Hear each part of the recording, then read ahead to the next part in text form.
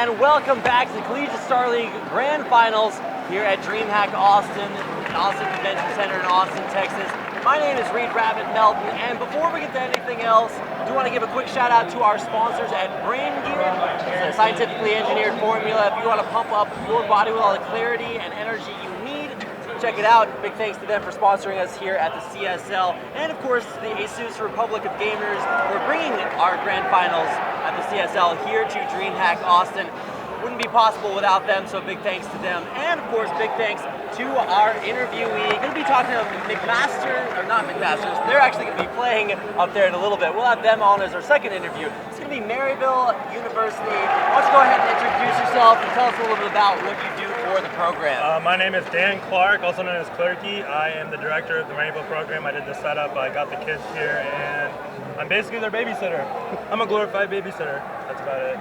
Okay, what's your official title at Maryville? Director of Esports. Okay, Director of Esports. So on a daily basis as a babysitter or Director of Esports, what is it that you do for the team at Maryville? So they're different from an LCS team. They have to go to college, so they have extra responsibilities that LCS players don't have. So I got to make sure that they're going to class. I got to make sure they're getting good grades. I got to make sure that they're ready for scrims. I got to make sure they get on time for scrims. Got to make sure their gear's all good. Set up scrims. Make sure they wake up on game day. Again, it's basically just being a babysitter. Okay. The other thing is that I also have to regulate conversation. We don't have a coach at the school right now. Okay. So the players are basically leading themselves. I do a traditional sports coach approach, so I spark conversation and I make sure everybody's voice is heard and everybody's happy. All right, so you guys are at Maryville University. How welcoming have they been? What's your integration with the traditional school architecture been, bringing esports to a college? Maryville has been fantastic. Right from the get-go, I gave them a list of 5 names, these 5 players right here, and I said, if you get them here, we'll have a really good shot at a title. They did everything in their power. They got them really good scholarships. We have the best scholarships in the nation. They have a lab set up at the school.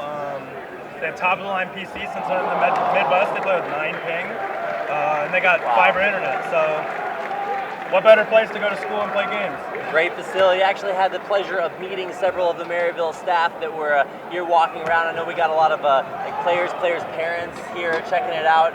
What's it been like to sort of transition? Because I know you used to work on a professional level with teams, and to sort of bring that experience here and work with these 5 guys. It's really nice. The whole reason why I'm doing this is because of Otter. I don't know if you remember him from my LCS roster, but he'd been trying it for 4 years to go pro. Finally made it. He sacrificed so much to go pro. Then it was gone in one split. So I set up Maryville so that players wouldn't have to worry about what would happen if they didn't make pro. And it's been a treat, honestly. It's a lot more relaxed in the LCS environment because people's jobs are on the line. So they're all really good friends out of game. They're all really good friends in game. We all just hang out in the lab every day. It's pretty cool. That does sound pretty cool. So collegiate esports, if you guys are having trouble with your parents telling you to stop playing video games, just show them what is a possible future, either going pro or either playing for maybe a collegiate team, either as part of the CSL or of course as a bigger picture as a scholarship program. We want to thank Clerky for coming on. Thanks, Dan. Good to have you out Always here. a pleasure, Rapid. So before we send you out, what's the score for the final going to be? 2-0. All right, well you heard it here first. Thanks, Clerky. We're going to cut to a short break and we'll be speaking with the jungler for McMaster's University coming up here in just a second.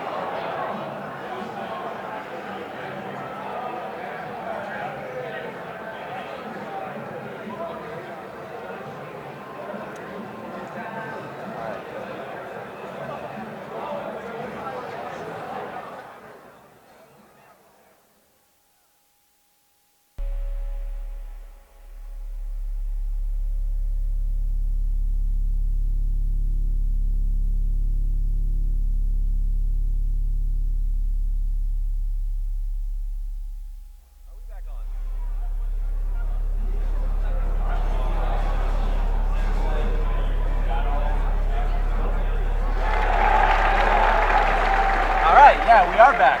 Hi guys. Sorry about that. So this is David. He's Devise. He is the jungler for. Actually, I think we're here. We'll get the mic. This is Devise. He's the jungler for McMaster. How's it doing? Man, it's awesome. I'm here with four friends. It's having a good time. And I've never been to something like this before. Yeah, it's definitely a good experience. Like I've been to MLB, but it's love it. It's really awesome. It's like two boys with just crazy games everywhere. Yeah. Right there. Yeah, it's awesome. Pretty awesome. So, getting into your game. We'll start out. You're married. You're from McMaster. How did you guys get together? How did the team McMaster come to be? So we were a team 3 years ago. I met the mid laner Dreamhack, and then we became good friends. We found John, the 80 carry, to away pro. We found Marlon, and then we got together. And we only found Richard recently on solo, the Fizz god. Yeah. And then he was playing like a god, and then somehow we were all high ranking. And What a coincidence. yeah, it was just like Hamilton's not a big community, right? So we had a lot of people there. We just got together and we started playing. We had a good time. All right. Try to get back in like a little bit closer to the mic, just a little bit. Yeah, sure. So, okay, you guys were all just met. You're all high ranking. So, like, what is the esports community like in McMaster? It's a small club. It's run by Jana Mechanics, actually. And there's a lot of enthusiastic people about League there. It's a pretty small community, but it's really welcoming and warming. So I actually like being there. We sometimes we do events for like Worlds and stuff like that, and they do giveaways sponsored by Riot. So it's pretty awesome. Awesome. So that is one thing I also wanted to ask too. So, I mean, you hear about Maryville, you hear about RNU, they have all these training facilities. Yeah. What do you guys do to compete with something like that? So we're more disciplined on our own because we don't have anyone telling us what to do. It's sort of just our team kind of strategizing on the side. We kind of take League as a hobby instead of a career. Yeah. And it just so happens that we like making strategies and like getting good at the game. So. All right. So, speaking of being good at the game, you guys are in the finals. Congratulations on that one. Thank you. How are you reacting? So you only had about like 5 days, maybe 6 days to prepare for the 6.9 patch. What are you guys doing? How is it affecting you? Because you pulled out Malzahar. Yeah. And you told me earlier that's your first time playing him. Yeah, so that was my first time playing a full game of Malzahar. I did some clears and stuff just to see how he kind of fares against Dragon by himself. But, it's honestly just reading the patch notes, trying to understand who is better, who's weaker, and then just playing and trying to find an advantage through that. And so without playing Malzahar, you knew that was on paper that's the word I got to do. Yeah. So what we do is we discuss with the team. Hey, we think this guy's really good right now. What do you guys think? And then if the majority says yes, we take it. And you guys just click without having to actually test out that synergy of that new champion. We have to trust each other that we're going to play to our best potential. And I think a lot of the game is just not having to worry about your teammates, worrying about yourself, and just not letting your teammates down because they won't let you down. That's so a lot of trust system, just a big trust system built up with you guys. So, along with all the other colleges here, we see a lot of parents. How do your parents react to something like this? Honestly, my parents, they don't really follow rules. So I'm kind of just here. I told them I'm going on a trip to play some video games. Duo's experience, he tells them about everything. So I kind of just like playing League, but I kind of tell my friends more about this than my parents. Yeah. Oh, well, They're happy that I'm here. That's good. So yeah, obviously a lot of Smash stuff going on in the background. It's crazy. Yeah, I mean it's really entertaining, but yeah. Okay, so I think it's the finals or something. I think it is. Yeah, I think it's like Hungry Box and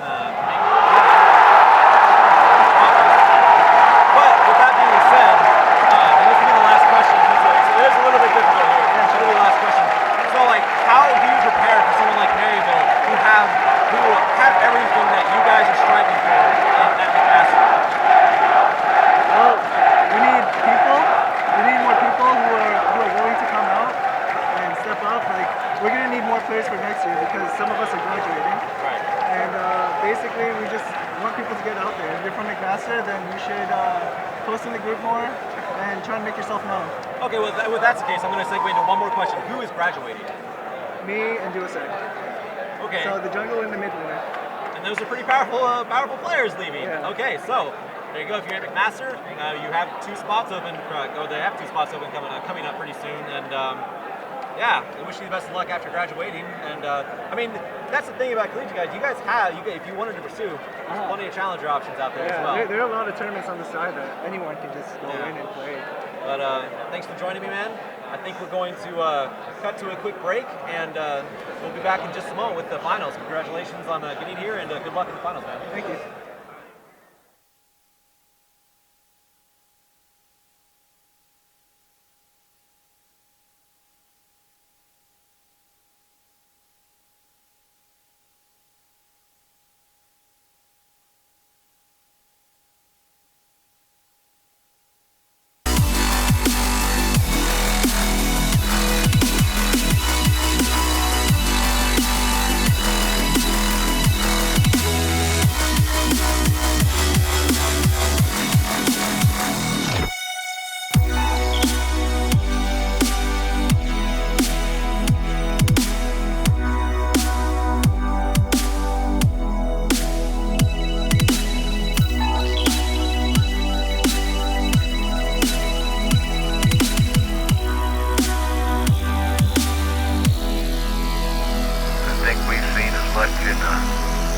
in 10 days, and most people see in 10 lifetimes.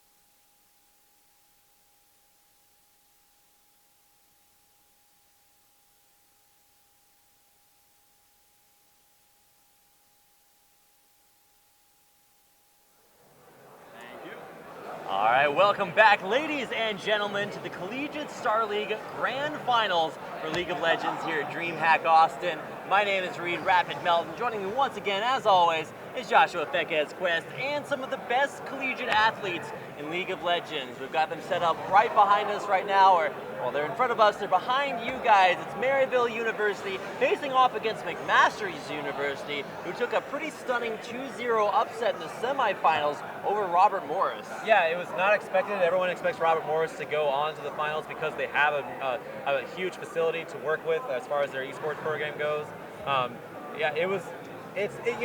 Coming into it, it was an upset, but watching McMaster play, you understand why they were able to beat, topple RMU so easily. They are a fantastic team, very, very great at team fighting, and they corrected some of their old mistakes of not being able to control the objectives. They're actually a very powerful force right now. In Maryville, they have to find a way to contend with that now. Yeah, it's sort of immovable force, unstoppable object. I think I got that backwards, but you get the idea. Two very strong teams, and in fact, the two strongest teams in the Collegiate Star League this season. It's actually just been kind of incredible to see McMaster's University, our previous CSL champions last year, qualified for Riot's LoL Campus Series through the CSL last year, and now they're coming back as defending champions, making it once again all the way to the grand finals.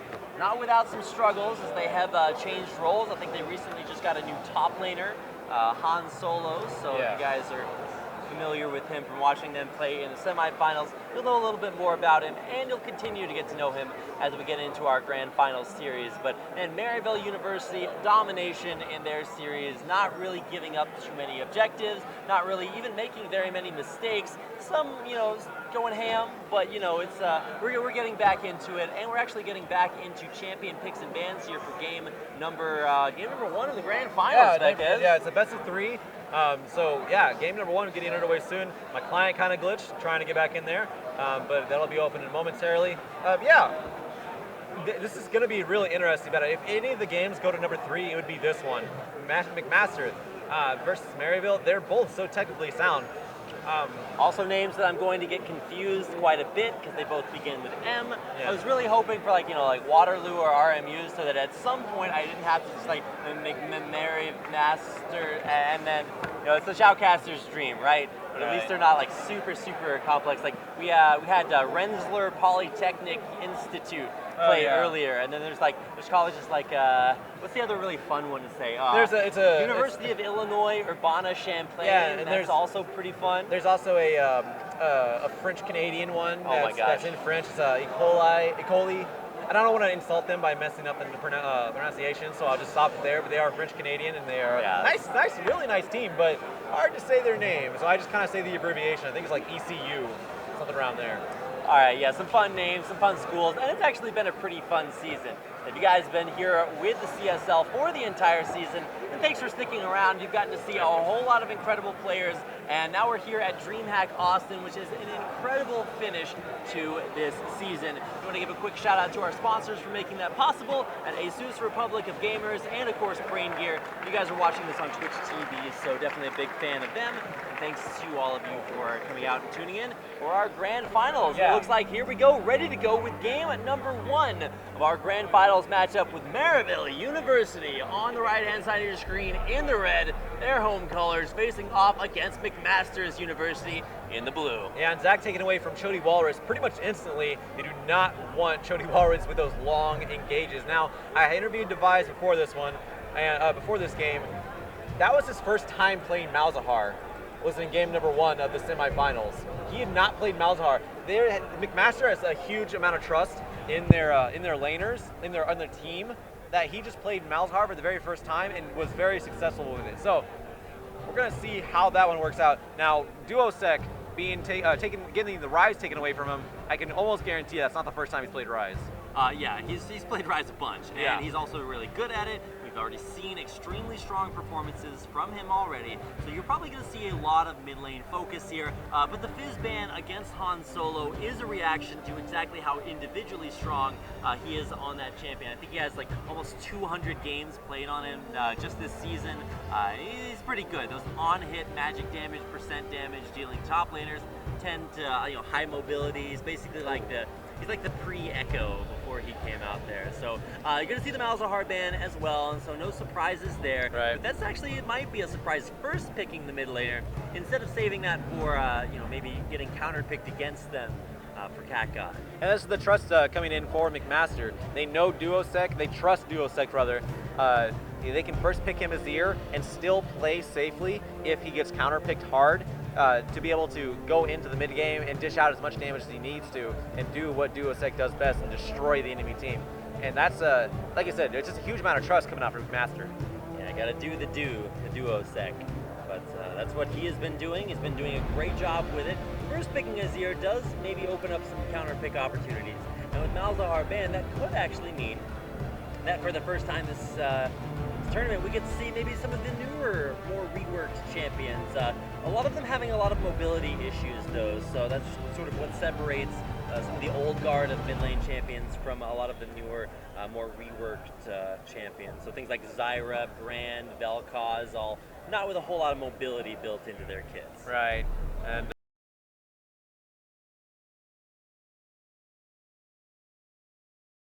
out one champion from Chody Walrus. He has like 5 champions in his pool. He is so hard to ban out. So he's going to stay safe on that Gragas and be just comfortable as possible. Meanwhile, bot lane picked over for McMaster. Tall White Bro back on the Caitlyn. Did fantastic on 2 games of Caitlyn. Gonna go back to that one. Jana Mechanics also. They're actually picking up a very similar styles they picked up in the first semi-game. For a guy named Jana Mechanics, he plays an awful lot of Nami. Yeah. And to be fair, he did have Jana taken away, so he couldn't actually go ahead and grab it. He plays an awful lot of Nami. Yeah. And to be fair, he did have Jana taken away, so he couldn't actually go ahead and grab that. But either way, that's going to be another Jana game for Papa Chow. He had some great, flash ult engages, which is not necessarily how you expect to see Jana play, but hey, it worked out, and now we're going to get a chance to see LeBlanc. And LeBlanc Azir matchups are so fun to watch because I've seen a lot of arguments amongst like players, coaches saying one player wins or one champion wins or the other wins, but by and large it's been, at least from my experience watching a whole ton of challenger games, primarily it's a skill matchup, so the more skillful player wins the matchup, or you can always just leave the lane, roam, go make some stuff happen elsewhere, and it's actually just really cool to watch very highly skilled players on these champions. It takes so much skill to utilize. speaking of skill, all right, and I know I've mentioned it before, Saskio on the Darius is really awesome to watch. It wasn't banned, it's not picked. I kind of wanted, they're actually leaving the last pick for Saskio to counter pick. Right, if this is a Nautilus or a Maokai, mostly only if it's Maokai, it's his sort of pocket Maokai pick.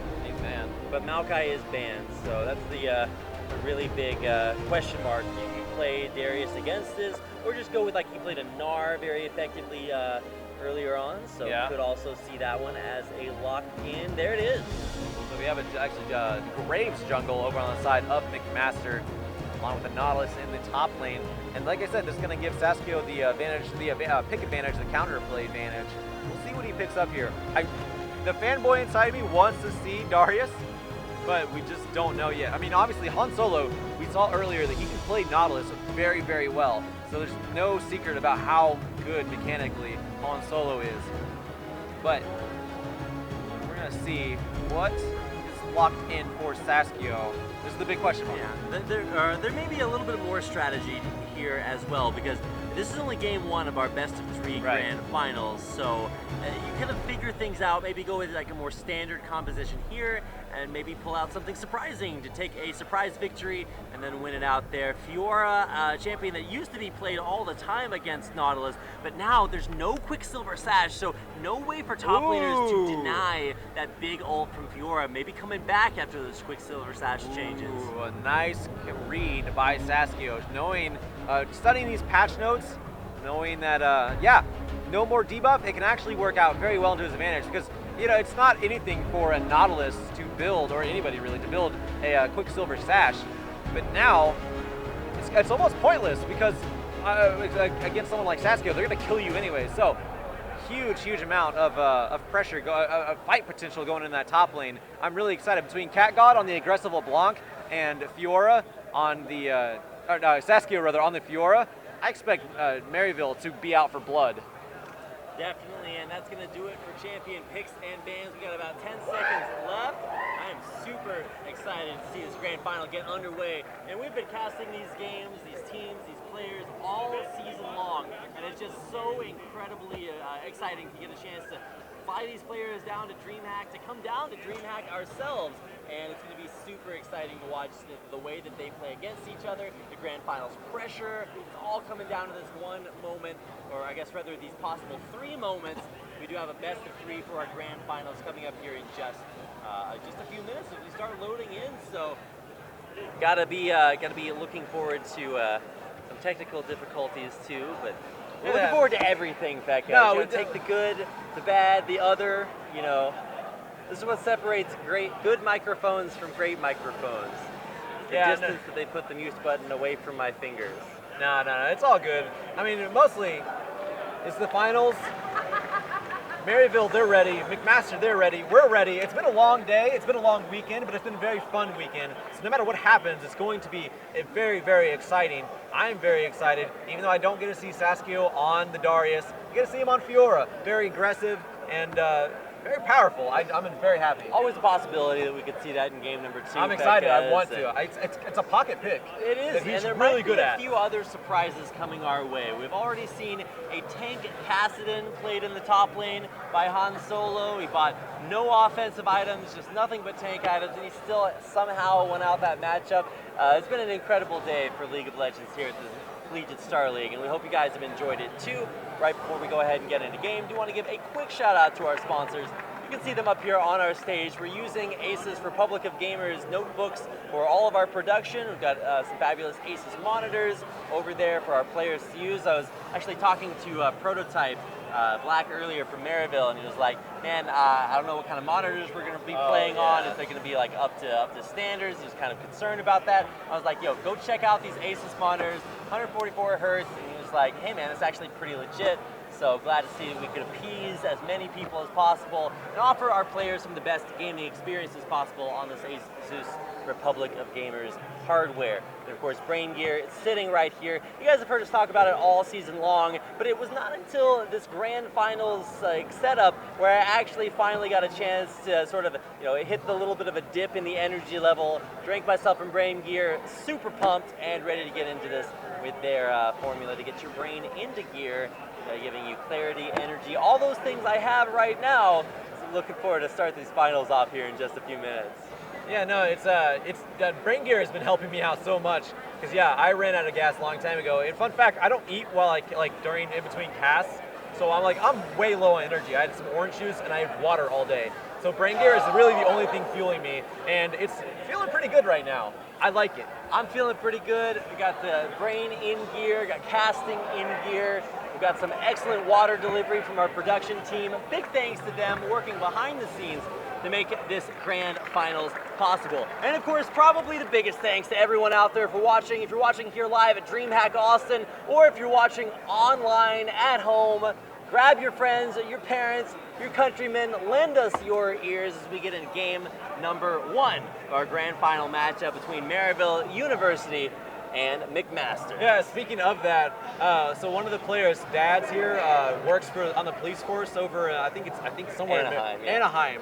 And apparently the Anaheim police force are watching us. So, that's pretty awesome. Thank you for protecting Anaheim. I guess you can't really protect me down here, but you do protect Anaheim, so it's pretty awesome, man. Hey man, I'm just glad we're here in Austin at Dreamhack Austin. The Austin Convention Center is where you guys can come to watch the CSL Grand Finals. Currently underway with game number 1. We've got McMaster's University coming out in the blue on the left-hand side of your screen, facing off against Maryville University in the red. Yeah, line of scrimmage being drawn right now. No tricky invades coming out. Duo Sec in the mid lane. Cat God, this is going to be an interesting matchup. Cat God versus Duo Sec. I'm excited. That is going to be a huge, huge lane. And once this game gets going into team fights, it's good. Man, I just like it. I know I've been saying it, Maryville versus McMaster, but it just hit me who these guys are and how skilled they all are, and they're playing against each other. This is really awesome. Duo Sec and Cat God. Very looking forward to that one, but that's not taken away from any other lanes, Rapid. Yep, we got a pretty standard start across the map. No crazy lane swaps or anything like that. The Caitlin's actually been a pick that's been banned against Prototype Black every single game so far this series. So it's good to see that still being played, not by Prototype Black, but by Tall White Bro. And like I said, I got a chance to meet him earlier. The tallest, whitest bro I have ever seen. Definitely living up to his name and living up to his game. Maryville University up against the defending Collegiate Star League champions from McMaster's. Very strong roster put together by their director, Clerky, and shown themselves to be good enough to make it here to the grand finals of CSL. Yeah, and actually, let's give a shout out to Clerky because he has a lot of projects. He's doing a lot for esports right now, and he decided to move into the Maryville part of the collegiate esports through Maryville because that's where he goes. But he's taking his passion with him, and he's like the owner of NME, and taking that sort of experience over to Maryville, and it's paying off so far. They're in the finals, so good for him. They're doing a lot for esports. Very true, and we've also gotten a chance to talk to Waterloo RMU, another very strong collegiate esports program there. And McMaster's University, they're actually just really good players who have gotten together, sort of figured out the best way to play amongst themselves. They're sort of the pinnacle of that other sort of school that enters CSL that's just like, hey, we're really good at playing League of Legends. Let's enter and see how good we are. Turns out they are pretty good. You can see Jana Mechanics and Tall White Bro down here in the bottom lane, pushing the wave up, getting that level advantage. But Jana Mechanics has shown a propensity to get maybe a little bit caught out here. Yeah. And certainly loves taking that damage, but we'll be able to heal it back up. And Prototype Black, he had his he had a shield on him on Papa Chow, so he even had empowered auto attacks on that as well. And not to mention he wasn't taking any damage from any of the retaliation from Tall White Bro. But a little bit of a gank in the mid lane here. Device, he actually flashes into Cat God. Cat God does not have his flash up anymore, but that was a little bit of aggressive, a little bit of over-aggression. I don't know about that flash though. Bottom lane, we're also getting a little bit of damage done. That shield of Jan is finally broken. Jana Mechanics may be going down pretty soon if he takes a couple more shots from Prototype Black. Stays alive though, walks away. Gonna ebb and flow that one back up. Haven't seen too much action from the top half of the map. Just kind of chilling out for now. I don't think that there's really a whole lot to be said about this top lane for a while. But once Exio hits level 6, you might see that turn around. Because that's really going to be where you see that lack of a Quicksilver Sash to take off that grand challenge really coming from. I actually talked to a few challenger players before coming here about some of the Quicksilver Sash changes and the champions that it's really going to affect, and they said, man, that was one of the real big reasons that you stopped seeing Fiora in the top lane, is because eventually tanks would just get so tanky, QSS off your ult, and then you just had no way to kill them. But now they can't do that anymore, and maybe a comeback for Fiora in the top lane. Yeah, we're gonna see how Saskio does it. And if anybody on the collegiate scene can bring back a top laner, that would be Saskio. Fiora gonna have a little bit of help in the top lane. Chody Walrus making his way up there. He's gonna hit the body slam. No, he actually body slams into the minions. So that is an opportunity lost, but I guess making his presence felt on that one. Yeah, just needed to get a little bit farther through the minion wave. Actually did get a kill there. It killed off my vocal cords, so I'm needing a little bit of rest and refreshment. This is where Brain Gear comes in, so I can go ahead, keep my energy up, and keep my voice going. But yeah, a little bit of a whiff there top lane, but man, bottom lane, consistent trading between all 4 players. Man, and that was really, really good by Janet Mechanics. Actually bubbled, I'm Papa Chow, could not protect Prototype Black through all of that damage that tall white bro threw down, along with a headshot. But now Janet Mechanics actually going to keep Prototype Black from backing as fast as he wants to.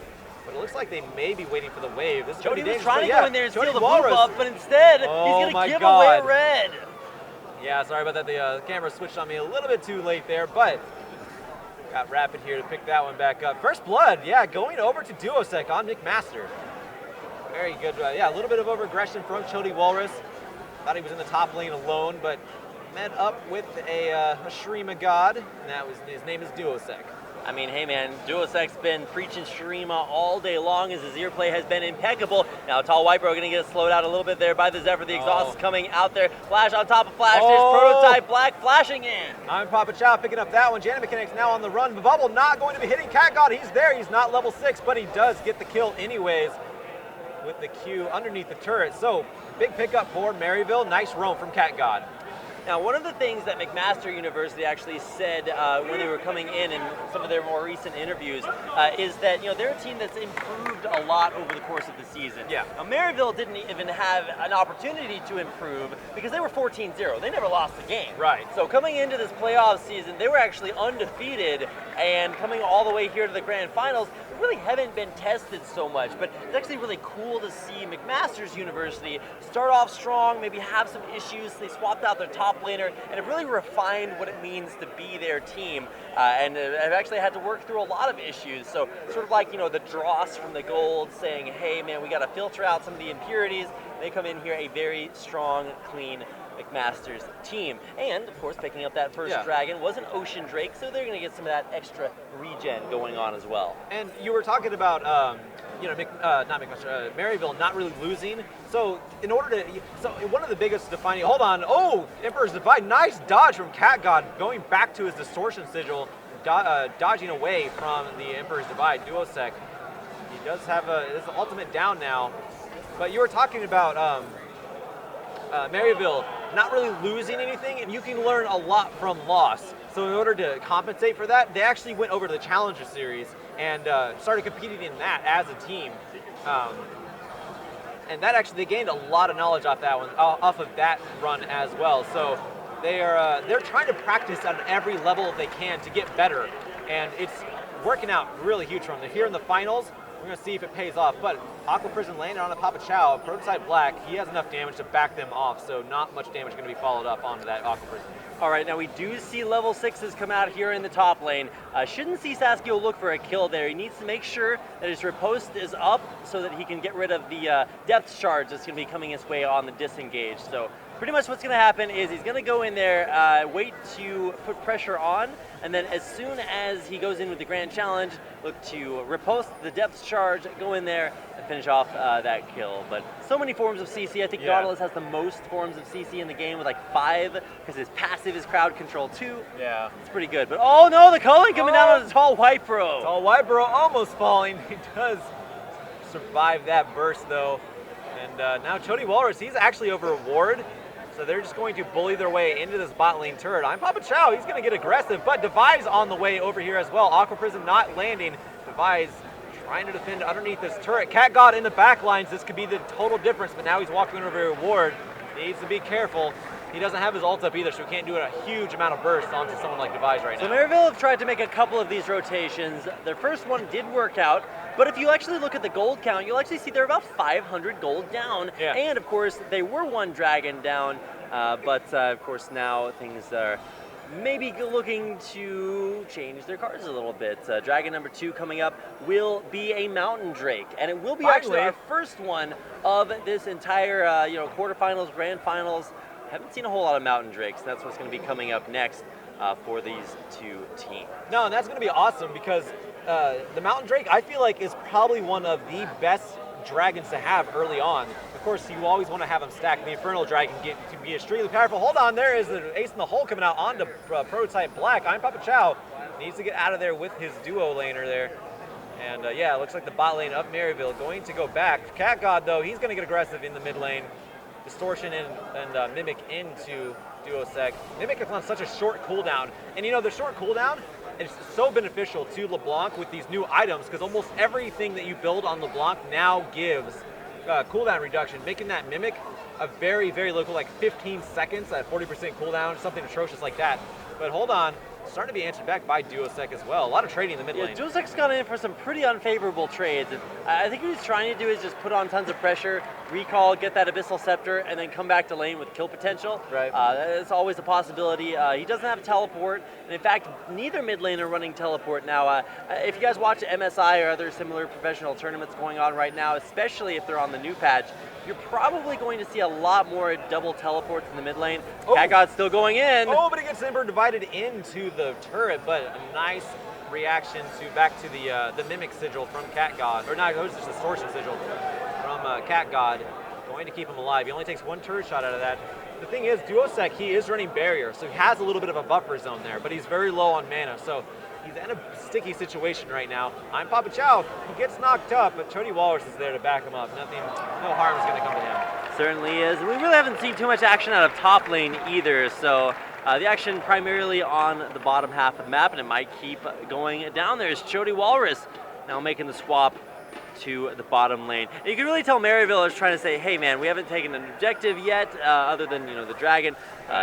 Haven't taken a turret, need to pressure this down. So Chody coming out, the big man in the jungle, down to the bottom turret to try to help finally secure that kill.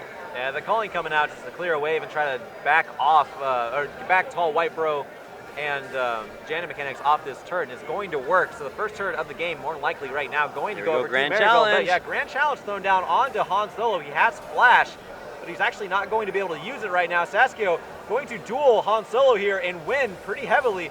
He actually he missed dodged the death stun, charge, though, but and still gets it. Saskio, very nicely played.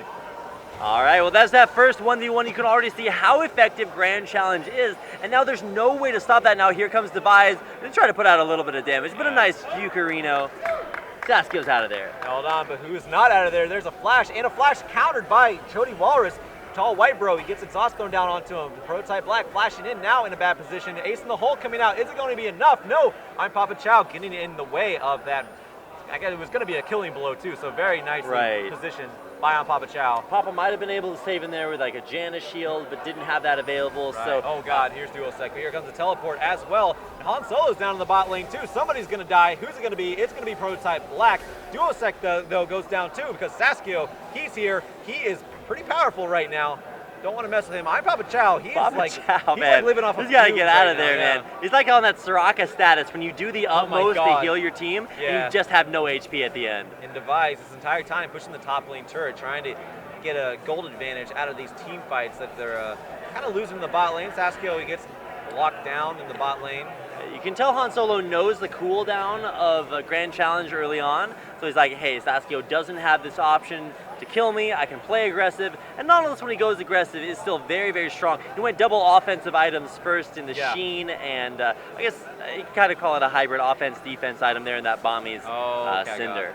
Cat God has Mimic, it just came up, he's going in, he almost half health oh Tall White Bro gosh. with one combo, and that's what you expect from a LeBlanc, but it's always surreal until you see, when I've seen it happen.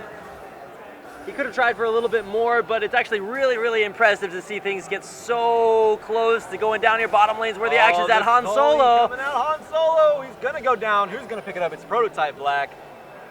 Man, so Maryville, they're picking off what they can. and it's keeping them neck and neck right now with McMaster. McMaster does have a turret lead though.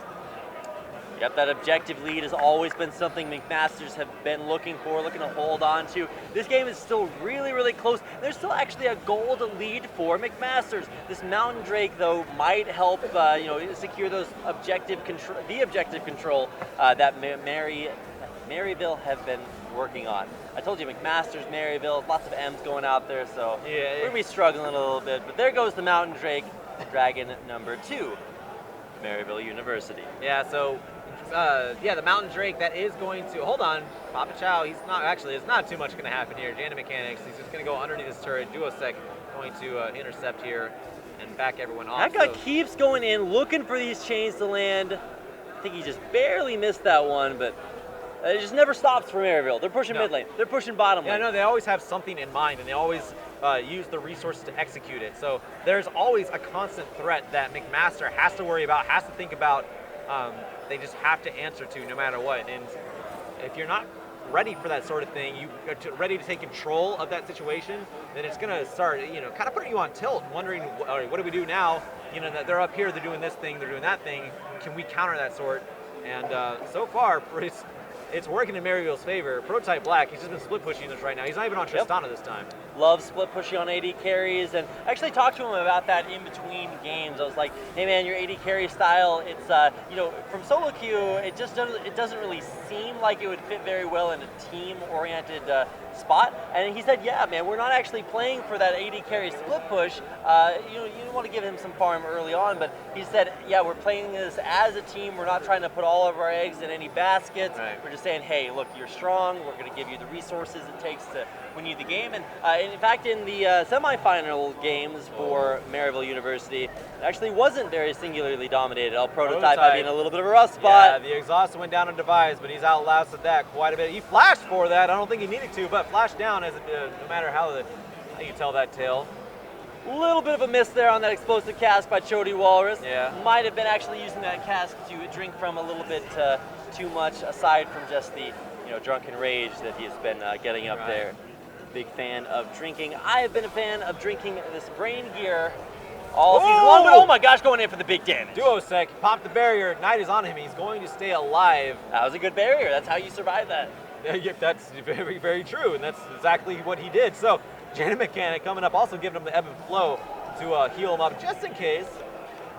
Very nicely played by Duosec. Nicely played by Cat God too, shoving him out of turret range. So this is one thing, is that Saskio, he kind of has to split push. I mean, because there's not really much turret siege for the side of Maryville. Every time you say ebb and flow, it reminds me of even flow, that one song on Guitar Hero I could never actually Pearl Jam. Perfect. Man, that was like the hardest song to play. Yeah, that was by Pearl Jam, and also it was Raven's finishing move, his even flow DDT for WWE, WCW and ECW. Wrestling knowledge, I'm sure absolutely no one knew that, Pekka. That is a total lie. But nobody would have known. All right, well, we're back to actual League of Legends, where we don't have any moves named that, but we still got some pretty cool moves going on. Duosec, incredibly impressive this game, not only just on Azir, but he's been dealing with a hyper-aggressive Cat God and has come out with a 1-1-1 score, so pretty much doing okay in that lane. He's down about 20 CS, but can make that back just as the game progresses because Azir farms so incredibly well. You always got to keep an eye on Prototype down there in the bottom lane. This 1-3-1, and oh my god, that burst onto Jana Mechanics. Oh my gosh, if you can eliminate anybody, it doesn't even matter if it's a support or a mid laner or an ADC, it's going to be huge for Maryville, and that's what Cat God is going for. He's just waiting to get that power spike where he can do it. He has an Abyssal Scepter right now, which it gives him cooldown reduction these days with the new patch, and it does reduce the magic resist, but it's not as much initially as before. I'm Papa Chow though. Duosec, he's extremely powerful too. You cannot walk through a Sand Soldier and expect to do something with that. No, you just got chunked. Yeah, much like, I don't know where I was going with that one. You just don't want to walk through Sand Soldiers. Another big bounce on the Cat God. All right, the Cameron decides to go to the top lane though, and Han Solo. He's able to stand up to Saskio a little bit now. Top lane's definitely kind of taken a turn for the worse, much like every single caravan I took out in Oregon Trail 2. Did not have enough laudanum with me apparently, and always wind up taking turns for the worse. Oregon Trail 2? Yeah, man. There's a second one? There's only one Dude, Oregon the second Trail. was the best one. Man. Really?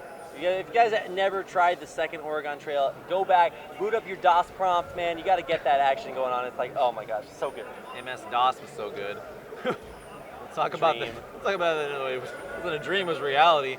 So hold on, we do have a little bit of contention. Maybe coming up. We got Prototype Black making his way toward the mid lane. Oh, Cat God, though. Oh my God, Cat God. Oh, they're going to be able to get him. His barrier is not up yet. One more auto attack. Oh my God, Prototype Black gets in there to get the kill.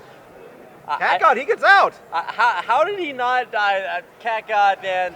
In the immortal words of the rapper Eminem, why be a king when you can be a Cat God? He's just going so hard in the paint, coming up with the extra points, man. I don't know how you go in and then still make all those points. He's just doing pretty well. Rift Herald did not get taken this game, Pekez. Wow, that's the first one. Yeah, exactly. We've seen it taken every other game. A 20-minute buff on your solo laner feels good, man. So it's been nice to see that working out. And I haven't seen it given into a jungler once, although probably more effective in solo lanes. Yeah, I'm not sure what Tall White Bro was trying to hit as he used that. Yeah, I kind of made a face at that too. I was like, what? Yeah, it's like, okay. I'm not the enemy, man. Yeah. Yeah, so a little bit. This is the closest game we've ever had at 20 minutes so far. It really is. And if you look at the gold count, it was actually McMaster's University up by just a little bit as the game goes on. But just little bit by little bit, we have seen Maryville come back on top of things. And now they are going to get yet another dragon for themselves. In case you guys are wondering about the dragon stacking, that is going to be, I believe, the second Mountain Drake. Cloud. No, second Cloud Drake, yeah. So that's going to give them 30 movement speed out of battle, and got to keep an eye on there. Oh no, Jody missed it! He actually missed the gromp, but he has to walk all the way back around, but he does get it before it resets, so Jody's just a little bit of a dodgerino there, but turret's starting to get destroyed, man. There's already 2 down for both teams. This game is really starting to heat up as we enter the post 20-minute mark. Yeah, Saskio finally able to split push that top lane turret down. And Prototype Black, he is still split pushing. Like, he is a non-stop split pusher on this pretty much all day so far, besides when he was on Ezreal. Yeah, if you can actually watch over there, you can see he's got his feet. Dusek! Hold on, sorry about that, didn't mean to interrupt you there, but he is going to have to pop the barrier. Huge play from CatGod, but Duosec, he just keeps surviving these bursts. I don't know why I keep expecting them to just not go for that super hyper aggression, because every single time they do, or every single time CatGod has an opportunity, he's going for it. He's always in there making those big plays, and Duosec, it's actually been almost more impressive to see him survive such consistent, persistent aggression. Janna Mechanics. The Portal Wars here with over the ward, but Prototype Black gonna make it a 2v1. Take down Janna Mechanics, and now Maryville, they're slowly getting in control of this game. Nice depth charge, I should say, from Han Solo, but I'm Papa Chow. He's barely going to make it out even after the collateral damage, and now Maryville, they're on the back foot. Han Solo, full health, he's in the way, or in their face, I should say. Saskio maybe going down, not able to be caught out here. Nice riposte from riposting the ace in the hole from Saskio. Nobody falls from Maryville. I'm sure if we had any of our players from Waterloo here, they would have a few things to say about our pronunciation of the word riposte. Riposte.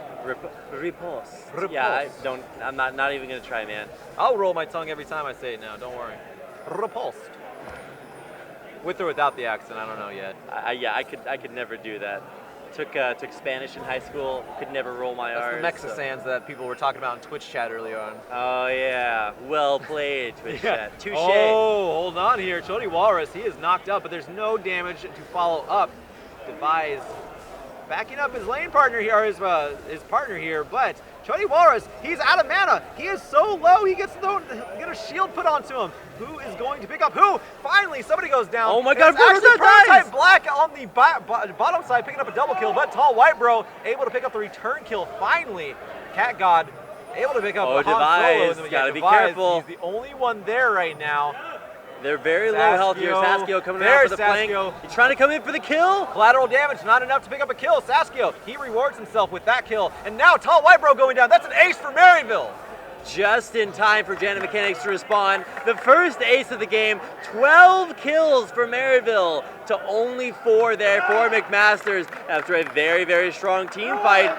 McMasters, they faced losing even a second-tier turret off of a very strong Maryville push. Man, and that Maryville push is going, that Maryville team fight, that is going to put them up so much more in gold. They are 4K ahead, 4.5K ahead now, and they are just slowly clawing their way into a big lead. It's still pretty close. McMaster, they still have a chance to come back in this game, but it is getting harder and harder. Definitely true. We've got a lot of late game here. Caitlyn, once she gets 3 or even probably just 4 items, really just starts going off. And I think a bigger thing is going to be this Azir late game. Actually had Mercury treads bought by Duosec to make sure to keep himself alive. It's been a little bit insane to see how good he is at staying alive over the course of this game, but it's been a little bit too difficult here in the last few moments. You can see he's actually ahead in completed items of Cat God. That's mostly just because Cat God hasn't had time to finish up all of everything. You can see he actually built both items that build into Zhonya's, but then had to build more because Zhonya's doesn't have the same recipes. So I'm not sure if that's a mistake because he didn't realize the recipe changed, or if he's just going for a little bit more itemization. No, I actually did that too, and it's a little bit to get used to having a Fiendish Codex built into your Zhonya's Hourglass, but he's now going to have at least 20% cooldown reduction whenever he builds that Zhonya's, which is so good for his Mimic. That means he can assassinate much more often. Prototype Black, he's going to get chunked out here, but he's going to stay alive. Yeah, he's going to get out and stay alive. He has, hold on, I'll say there's nothing going on. You got to keep an eye on absolutely everything. Everyone looking to find picks, find kills, and I think they might find a couple of them here around this dragon. This will be an Inferno Drake, so that is coming up with 8% additional damage. Definitely want to pick that one up as soon as possible. That extra damage, even here at the 25-minute mark, is going to be such a big game changer. Yeah, the Infernal Drake is going. I think the Infernal Drake at this point in the game, really good to have, considering how much power is already on the side of Cat God or already on the side of Duosec. So this is going to be a huge contested Drake coming up. But meanwhile, look at Prototype Black. He's just on that split push once again. And they're letting him do that. That's the thing. But can he deal with Han Solo? He's going to drop that depth charge, pulling him back in. The dredge line. He's going to get locked down. He's going to try to get out of here. But no, collateral damage from the side. Device picking up that kill. Never mind. He had the kill in his eyes. Yes, he did. He certainly did, and was able to come in, pick it up, take that one away, and helping keep McMasters in this game. Like we said, they're down, but definitely not out. And if they can keep finding picks like that on strong carries like Prototype, and that's definitely a recipe to keep this game going a little bit longer there. And that's actually going to be the Inferno Drake picked up by Chody Walrus. So Maryville, they have the extra boost of damage, but Monsoon's already used. Spawn Papa Chow, he's in bad position. He flashes over the wall, so he's actually going to get out of there. Papa Chow survived. Saskio's there now. He's going to tear apart whoever he can. And Chody actually saves his compatriot Papa Chow, being that big brother, keeping him alive. And really, McMasters are trying to go too many different ways at once. They can't find anything. Yeah, Cat God, he's actually going to stay alive. He's actually full health. Cat God did not do too much in that fight. I don't even think he was in that fight, honestly. But there's a support going down overall in favor of Maryville, and that was the Infernal Drake. I think there's another Infernal Drake coming up in just at the next dragon. So that is going to be a huge contested pick for Maryville. Oh, Saskio might be in a little bit of a rough spot. Yeah, but he has Grand Challenge. He's throwing it down. He's going to try to get that life steal off of it, but he's not going to. It's not going to happen. Device be able to pick up that kill. Depth charge onto I'm Papa Chow. He gets sinkered in, and now Duosec picking up that kill. McMaster picking up what they can. That is, you're not going to win the lottery, but you can still make quick picks like that. 2 of them coming in there. Papa Chow, Saskio, both going down. But in the meantime, oh wait, who's that in the top lane? It's a bird. It's a plane. Nope, it's Prototype Black. He's still split pushing. And he's picking up kills, man. He just killed Tall White Bro. Tall White Bro, now a dead White Bro up there in the top lane as he was unable to even contest that 1v1. Prototype double buffed up. Now he might even be looking for more. We're going to see that cool 1v3. He's kiting it back out. He can Device actually very do it. low. Device, he takes out Device. Prototype Black, he's going to make it out. In the meantime, the inner mid lane turret, Maryville, they're taking more objectives here. Absolutely disgusting. Man, Prototype, you do not take that guy lightly on the split push. He picked up one, he got a second kill, and he finally hasn't even gone back to base yet. He's clearing out jungle vision and staying in at top Janet lane. Mechanics, Cat God just destroyed him. Oh, Cat God, yeah, he's going to be forced to flash out of there. Got a little bit greedy going deep without the rest of his team, but he's out of there. Flash used, it's for a good cause. He did take out Janet Mechanics. And Prototype Black's still down there. Yeah, so he's using the calling onto Duosec, driving him back. Man, I feel like that scene where Jesse Pinkman in, Breaking Bad, just like, he's so frustrated, and he just goes, he can't keep getting away with it. Prototype does keep getting away with it, and oh man, Han Solo will not get away with that. Yeah, he can't be tanking up for that. Here comes Saskia, he teleports in, he takes out Tall White Bro, Duosec, he goes down too! That's gonna be Baron for Maryville. Absolutely incredible, man. This game is not going well for McMasters. No, it's not. They are going to be facing up against a Baron buffed up Maryville, and I don't even think Devise is going to go anywhere near that. Nope, that is Baron number 1 at 29 minutes. 7 to 19 at 29 minutes. 47K to 57.3K in favor of Maryville. 2 turrets to 7. And Maryville have all the dragons. Infernal Dragon should be up pretty soon in about 2 minutes possibly. Maybe 2.5, I should say.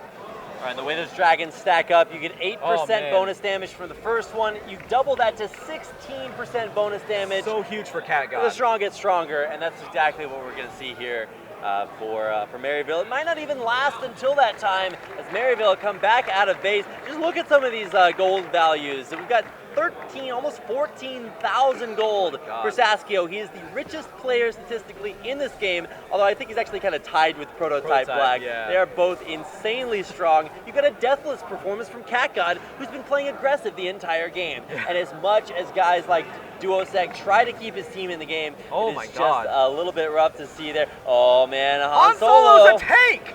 And yeah, Prototype Black's just treating him like an ADC, and now he's gonna go on Device. He's gonna take out Device too. Prototype Black, what a beast! Can nothing stop this guy? He's talking about how when you split push on 80 carries that are very far ahead, you take 1, 2, maybe 3 champions to come take you down, and he's taking them down. So pushing in, there's not a whole lot of ways to stop him other than, like I said, sending 3 champions up there, and he still might turn around and kill him.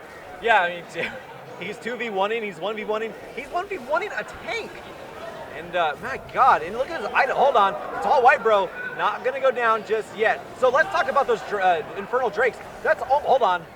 I want to talk about it, but hold on. Duosec maybe going down, pops the barrier. Zani's popped by Cat God. He's gonna stay alive. There's Papa Chow keeping him alive with the Locket of Iron Solari along with Monsoon. Now Chody Walrus gonna knock Duosec back. Saskio in there to pick up that kill. This is going to be it for McMaster Maryville. They are looking to get game number 1 under their control right here. Watch, they have it under control. They're trying to end it, is what I'm trying to say. That's 1 inhibitor, 2 inhibitors, 3 inhibitor, not 4, but now look, oh my gosh, that burst. Jesus. Tall White Bro is gonna have to go back to Fountain immediately. Baron buffed up, cannon minions, regular minions, they're in the base, and might be the end of the game coming up here. A pick onto Han Solo, and Janet Mechanics getting ulted under turret. Yes, they are. Saskio, he's in there now, and yeah, Janet Mechanics does not stand a chance. Both turrets go down. That's the Nexus going down. Maryville, they pick up game number 1 in the grand finals of the CSL against McMaster. Live here at Dreamhack, game 1 in the books. Maryville come out on top. Man.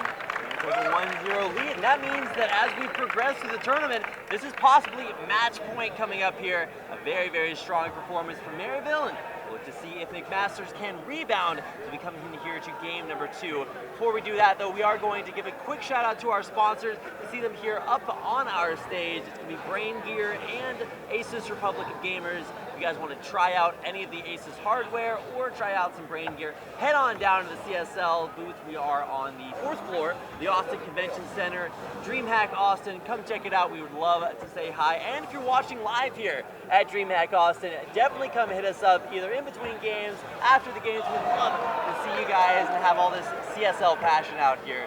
Anyway, thanks for watching. We're going to take a quick commercial break. But when we come back, game number 2 of our grand finals matchup between McMasters and Maryville, coming up after a short break. Stick around. Good job, dude.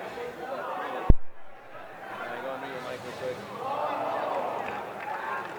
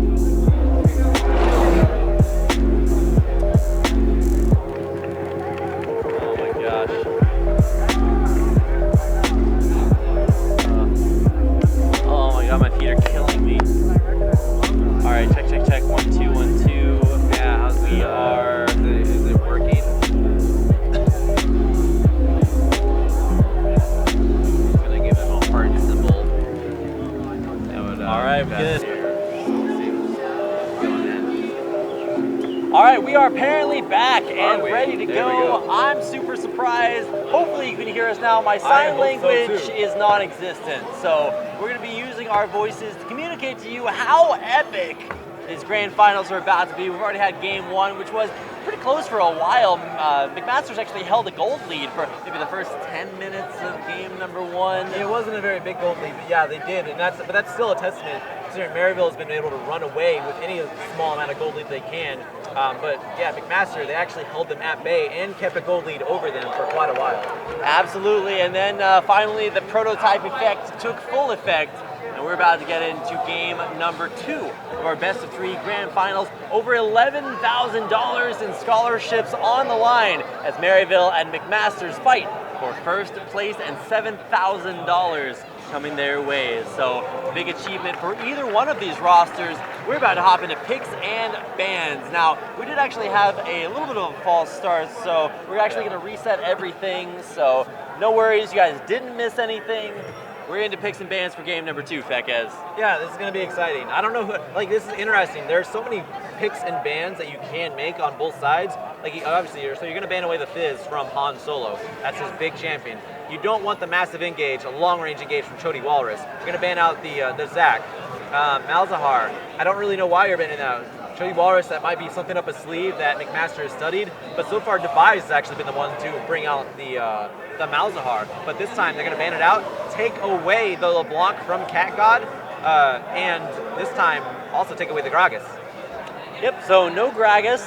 Gragas is actually kind of interesting because nothing really beats body slam. Like, you can body slam into suppression, you can body slam into a wall, and sometimes you just go through the wall, you still beat the wall if it was trying to fight back. Like, it's just so good. And also, we're going to see maybe an Azir pick here for Cat God, because he already knows he's going into LeBlanc, and unless this is China's LPL, we'll be seeing that in the mid lane. No top lane Trinity Force LeBlancs here in the CSL. I used to do top lane LeBlanc because it was fun, because I kept running into a bunch of ribbons and I just wanted to crap all over their face. We're not going to see that here, though. I've wanted to do much worse things to Riven players. I don't think you're alone you're in that into all regard. that? Riven Yeah, me players, too. Teemo players, they're all kind of in the same group. Yeah. Back when Tom Kench was a good top lane pick, man, he just went right into that group. Yeah, there's so many unethical things I want to do with Teemo. Oh my gosh. So Cat God, he's going to lock in the big tree for the top lane. Saskio going to go on the Maokai. If I know, I'm Maokai was sad. locked in for McMaster's University, then there's a chance we could have seen Saskio's pick I'm coming very out there. sad about We're also that. not going to see Fizz because that was actually banned, so the exciting picks we were hoping to see, well, it's going to be a little bit less exciting. But still some exciting options here. Super not exciting option is Soraka, because unless you actually just love watching things stay alive, oh my gosh, man, staying alive is like super exciting. Well, that's what Soraka helps out with, and it's going to be the support pick there for Janna Mechanics, who has yet to actually play Janna in our finals. Yeah, Papa Chow actually keeps getting Janna. I think he's played Janna in every game so far. So, yeah, not going to give that one over to Janna Mechanics. Now, Soraka, I like that pick. Obviously, Soraka, that we talked about, keep people alive, but that's really huge whenever you're against somebody like Prototype Black or Cat God who wants to duel you and burst you down. When you can have your wish from anywhere on the map, it might give them a little bit of an edge in a team in a 1v1 against Prototype Black whenever he's split pushing, which I'm pretty sure he's going to be doing. Yeah, in general, that's kind of the prototype effect like I was talking about. I don't think it's going to be Lux Ashe. Ashe is not a split pushing AD carry, and it's locked in! Prototype, We're he's gonna play the Vayne, baby! The prototype Vayne. Exhaust, it's in hand, and you thought you've seen Prototype Black yet. Get ready for it, because it's coming. This is true Prototype. All right, now on the other side, it's not a big mystery what Prototype Black is going to be doing with his Vayne. It's a split push champion, it's a 1v1 champion, he's going to be running exhaust, so you need to pick accordingly. And that means that maybe this is a top lane Trundle, super good at dealing with that. You lower their attack damage, you put out pillars that make it very hard for AD carries to move around, and in general you're going to have a lot of aggression and tanky stats for that 1v1, which you pretty much know is going to happen eventually.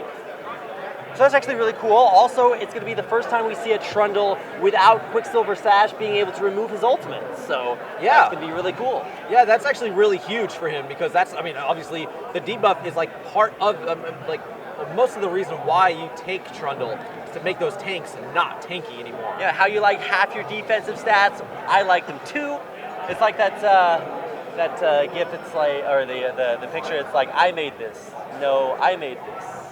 It's kind of like that. It's like with tank stats. It's like, you built those tank items, but now they're mine. Just kidding. Yeah. So, good job to pick up the Trundle. It's going to do very well at making that tanky Maokai not very tanky anymore, and might have some aggressive options in the split push versus Prototype's vein. And that's going to do it for champion picks and bans of both sides, with everything locked in for what could be our final game of the CSL Grand Finals. Yeah, Snap Cat God from Maryville, he's going on Lux. Almost totally the night and day compared to LeBlanc. You have so much aggression from LeBlanc. Get in there, assassinate people, while Lux, I'm going to stay back, I'm going to be safe. I might throw out a shield, but I mean, I'll do a lot of damage if I land my Q.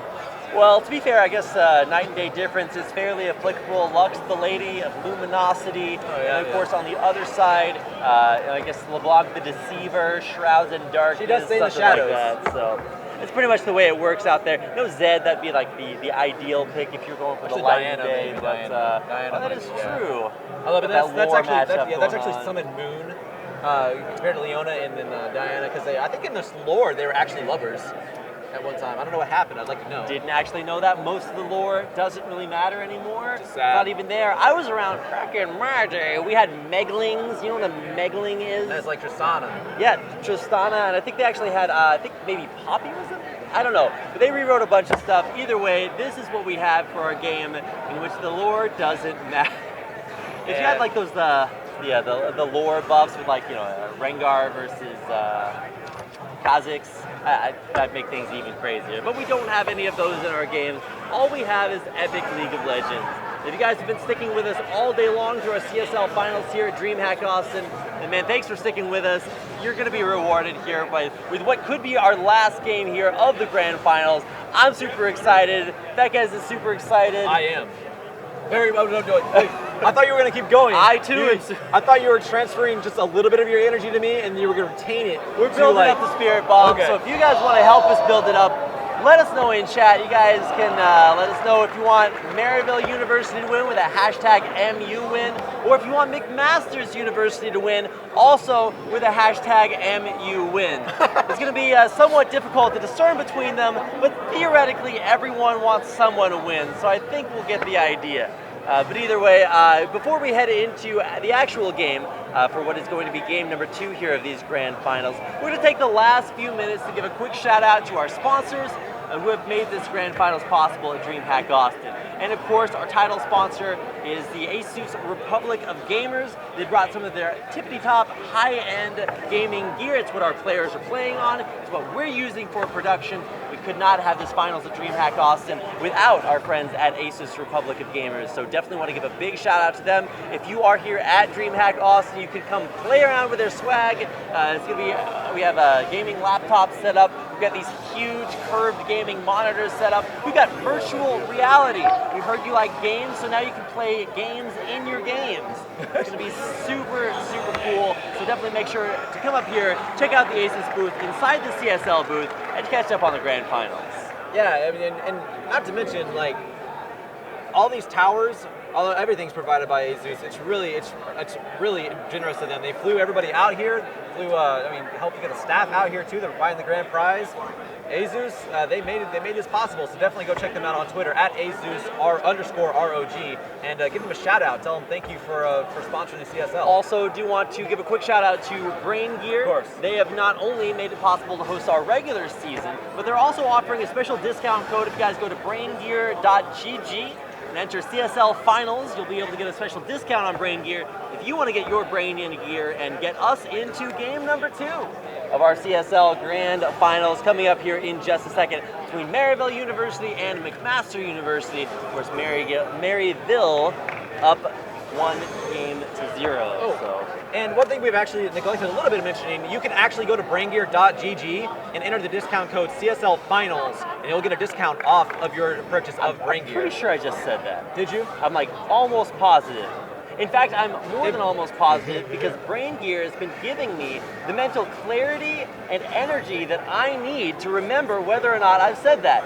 Fekez over here, It bears repeating, though. a little bit light on the Brain Gear, so we're going to pump him up as we get into game number 2 of our second game in this. Wait, That is game number 2. Game All right, number 2. more brain gear coming my way, but this is game number 2. We've got Grand Maryville finals. University coming out in the blue. They're facing off against the team from McMaster's University in the red, swapping sides on Summoner's Rift as we get into the most exciting, least exciting start to the game. Line of scrimmage being drawn. Not too much, not really that much excitement going to happen right now. You have a Soraka. She can't really do anything. She can throw her little Star Call. Yeah, Star Call and Mystic Bananas. Man, you say her little thing, Star Call. Once again, back in my day, star's pretty mid lane Soraka used to be completely unstoppable, unbeatable. She could give herself health, she could give herself mana, she could give herself the ability to like instantly clear waves over and over again with stacking magic resistance debuffs. It was insane. Soraka was so good. Right. Or rather so bad to play against at that point in time. But we live in a whole new world. So don't you dare close your eyes on this mid lane that's starting to get a little bit interesting as Duosec goes in for an early deep ward. And we're going to see standard lanes start off on either side of Summoner's Rift.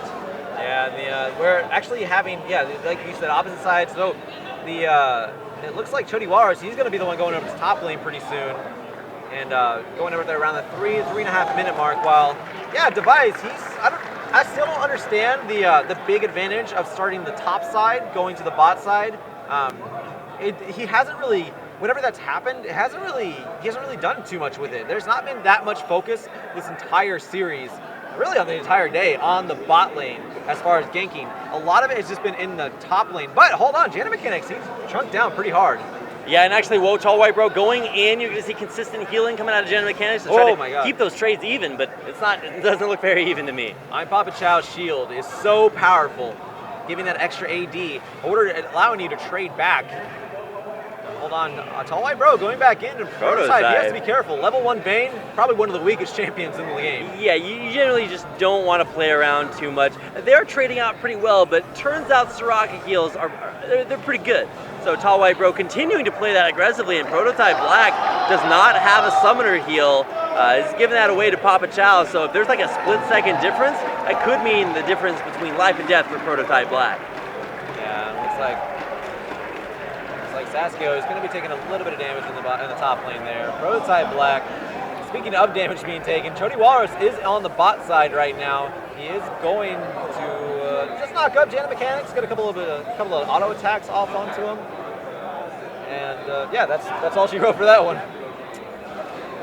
Man, and you actually notice what happened there was Chody Walrus did it wasn't a level 2 gank, he only did one of his buffs and then ganked at level 3 after clearing out enough of his jungle. So what's actually pretty interesting about that is that he can actually go back and try to steal this blue buff, although won't actually be able to do that. Device taking that out, but he'll still be able to go back and take his own blue buff. Wants to put some pressure here on in the mid lane. Looks like he's actually just going to continue his jungle route for now. Yeah, Tall White Bro actually might pick up a kill in the bot lane. Papa Chow goes so low, but now in the mid lane, Cat God, he gets locked down by Duosec with the Ethereal Chain, but his buddy Chody Walrus is there to back him up, make sure he's not going to be in too much trouble here. Oh man, this game actually heating up a little bit early on. Still pretty much even gold counts, not all that impactful. I actually want to watch this Trundle matchup up here because Trundle just eats tanks alive quite literally. Literally just bit big tree. But he's a troll, so he doesn't care what he bites.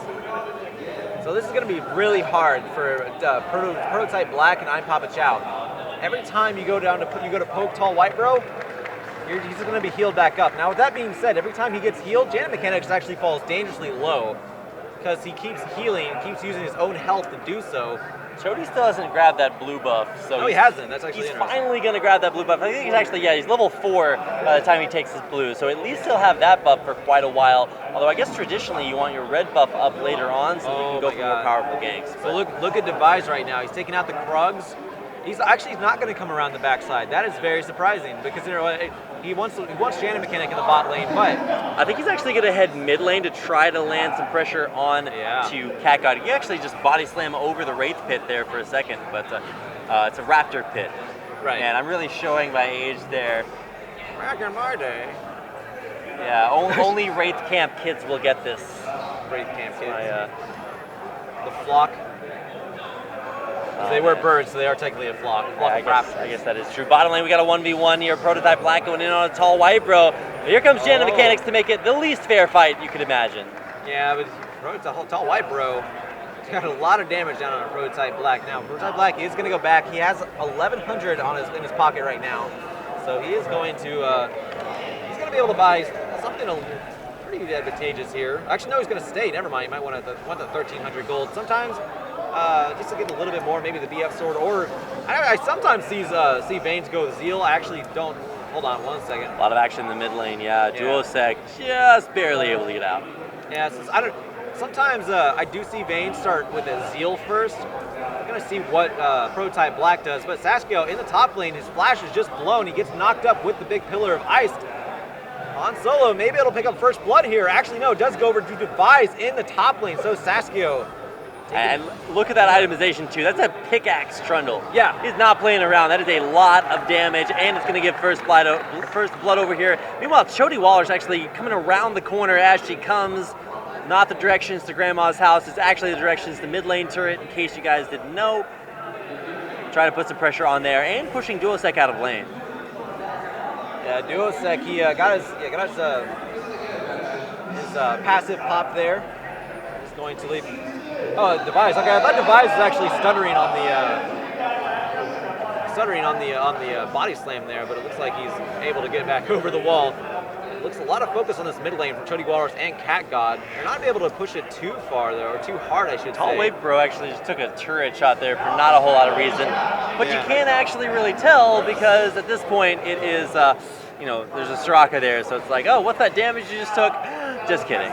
Yeah. Although Jana Mechanics is pretty low on mana there, so is Tall White Bro, so they're probably looking to shove this wave and head back to base. Yeah, he's actually going to go back with quite a bit of gold, almost 2,000, 1,920 right now. So he's going to come back with a pretty powerful item advantage over Prototype Black, who's coming back with the BF sword. He'll be able to get the BF sword and a little bit more. We'll see what he does pick up. Duosec going to clearing out the ward in the around the Baron Pit on the little pixel brush. Not Baron Pit, Dragon Pit, sorry about that. It has been a long day. Man, it's been a very, very long day. This is our third best of three.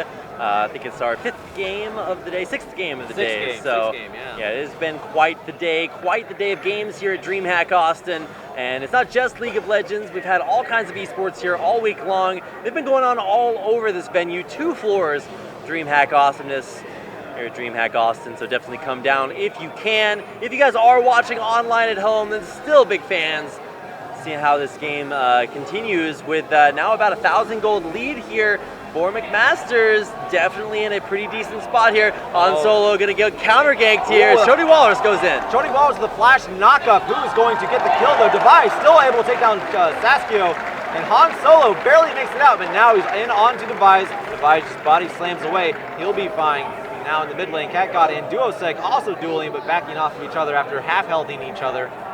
Now bot lane also dueling a little bit, but naturally, Jana Mechanics and Tall White Bro are going to win that one because of how much heal Jana Mechanics is putting out.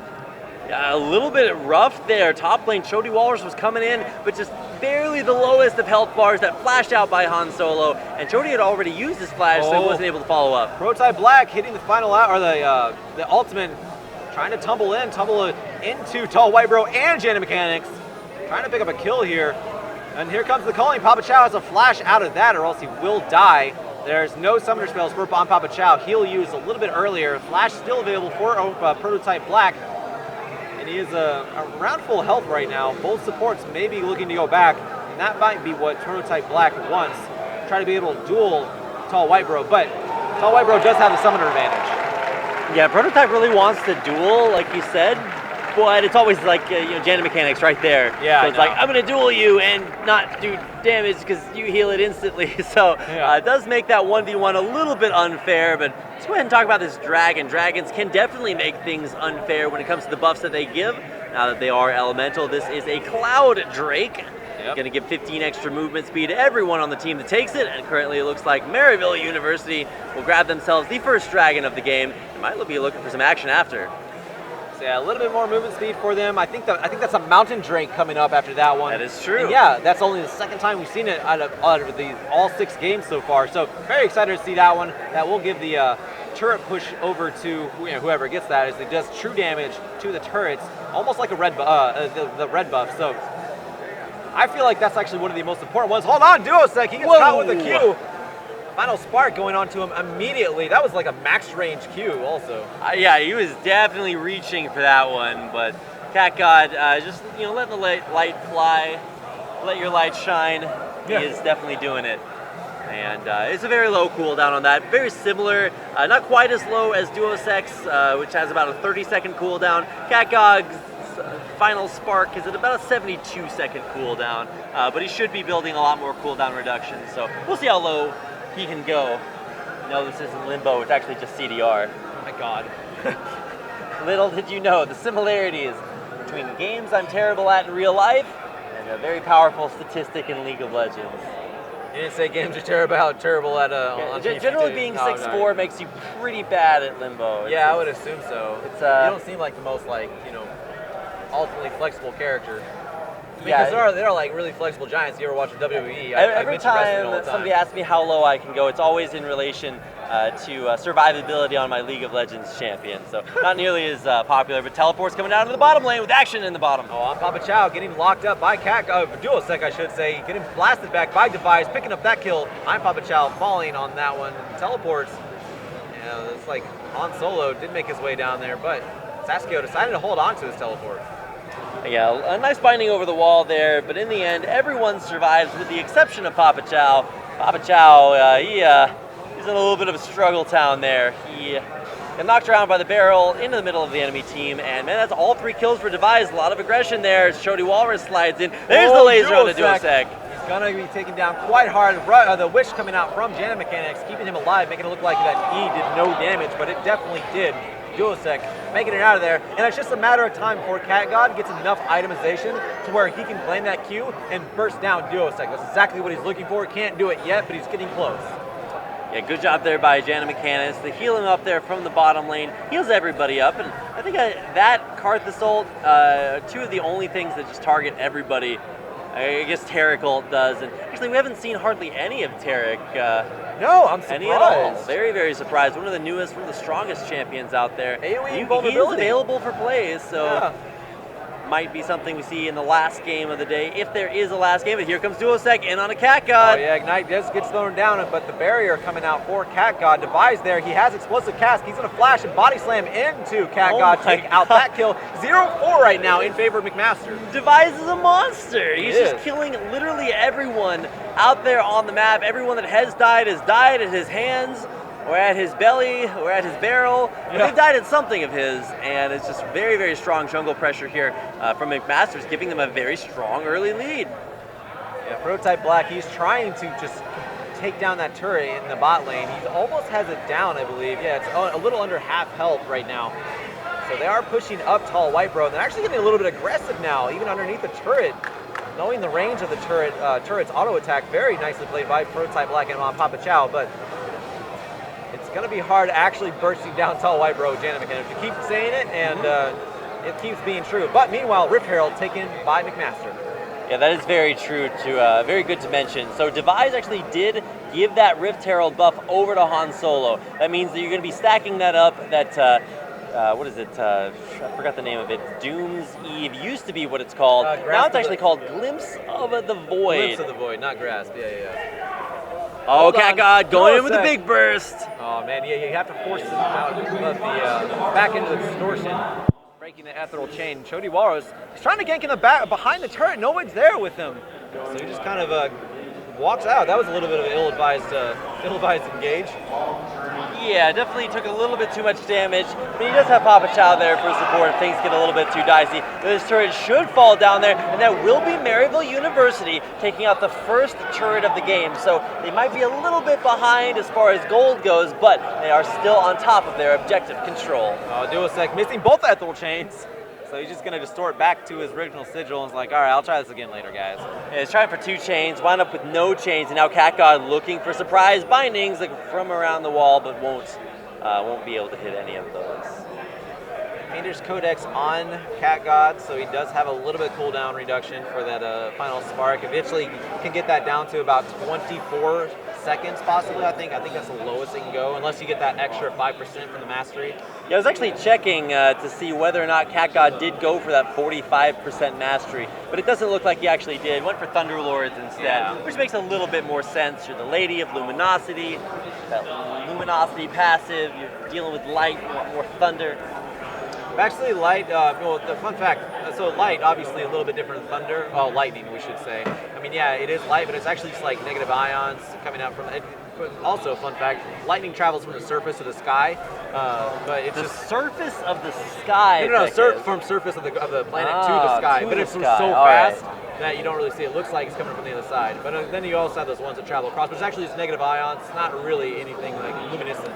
I just listen to the Cruella song, Lights and the Thunder, and that's kind of what's happening here. That's all you need to know about light. That's right. That's where I get my thunder mechanics from. Cat God's getting them from Thunder Lords, and Duosec right there on his tails might be looking for a chain to latch, but nope.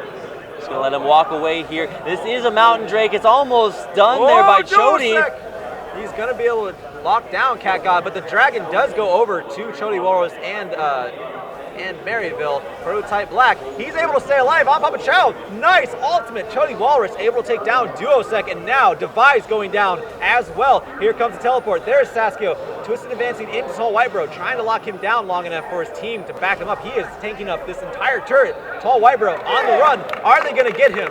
It's just a long chase. There's Twisted Advance. Saskio Taking up a comeback, but not over yet. They're still down about 1,500 gold, but the dragon. that is true. A big dragon takedown for them. That'll help them on their objective control, because it does give you 10% additional true damage to turrets, and of course additional damage there to dragons as well. You can see Maryville fans pretty excited about what's happening here as they do make a little bit of a comeback, but not over yet. They're still down about 1,500 gold, but they are ahead in objectives, and they'll continue to be ahead as they take down the second turret of the game in the mid lane. Yeah, they're keeping their way in this game. It seemed a little hazy with those 4 kills onto Devise, but that did give them a big bounty to collect, and they collected it. So now the gold evening up into their favor. And they do have the map pressure, and they do have the dragon objective. So that is one thing. Dragon does not give gold, but it does give reward in stats, and those so far have actually added up to be pretty significant as these games go on. Definitely have. Haven't seen an Inferno Drake yet this game, so that's what you really want to look to for just straight up power. Nice Finalis Funkiln in the mid lane. If you just started playing League of Legends, you're like, but Rapid, what's Finalis Funkiln? Which is what all new League of Legends players sound like, by the way, and I'll be like, well, frickin' Marty, we used to call Lux's ult Finalis Funkiln. Turns out that's actually German, and most people don't speak that, but teleports down to the bottom lane. Han Solo. Yeah, Han Solo knocking back Saskio. Chody Walrus is there, going to be zoning off Tall White Bro, and now Han Solo turning his attention to Chody Walrus, but now on Papa Chow, one of the best Janna players I've probably ever seen, going to be defending his jungler and top laner, but he cannot defend this turret as Duosec making his way down there. That is going to be a turret going down in favor of McMaster. All right, well, Chody Waller's going to be caught out there by Devise. Devise, super, super strong. I don't think a whole lot of people can fight him at this point. Nice dodge there and a lot of damage. And double team him. There's Spinal Spark. Devise has to flash out of it. Meanwhile, look at the split push. Prototype Black doing what he's been doing this entire time. I'm Papa Chow with the Monsoon, knocking back Duosec, and now Han Solo may be going down here. Can Cat God throw something out? He cannot. But this is giving Prototype Black all the pressure relief that he can ask for. He is just pushing into the inner top lane turret.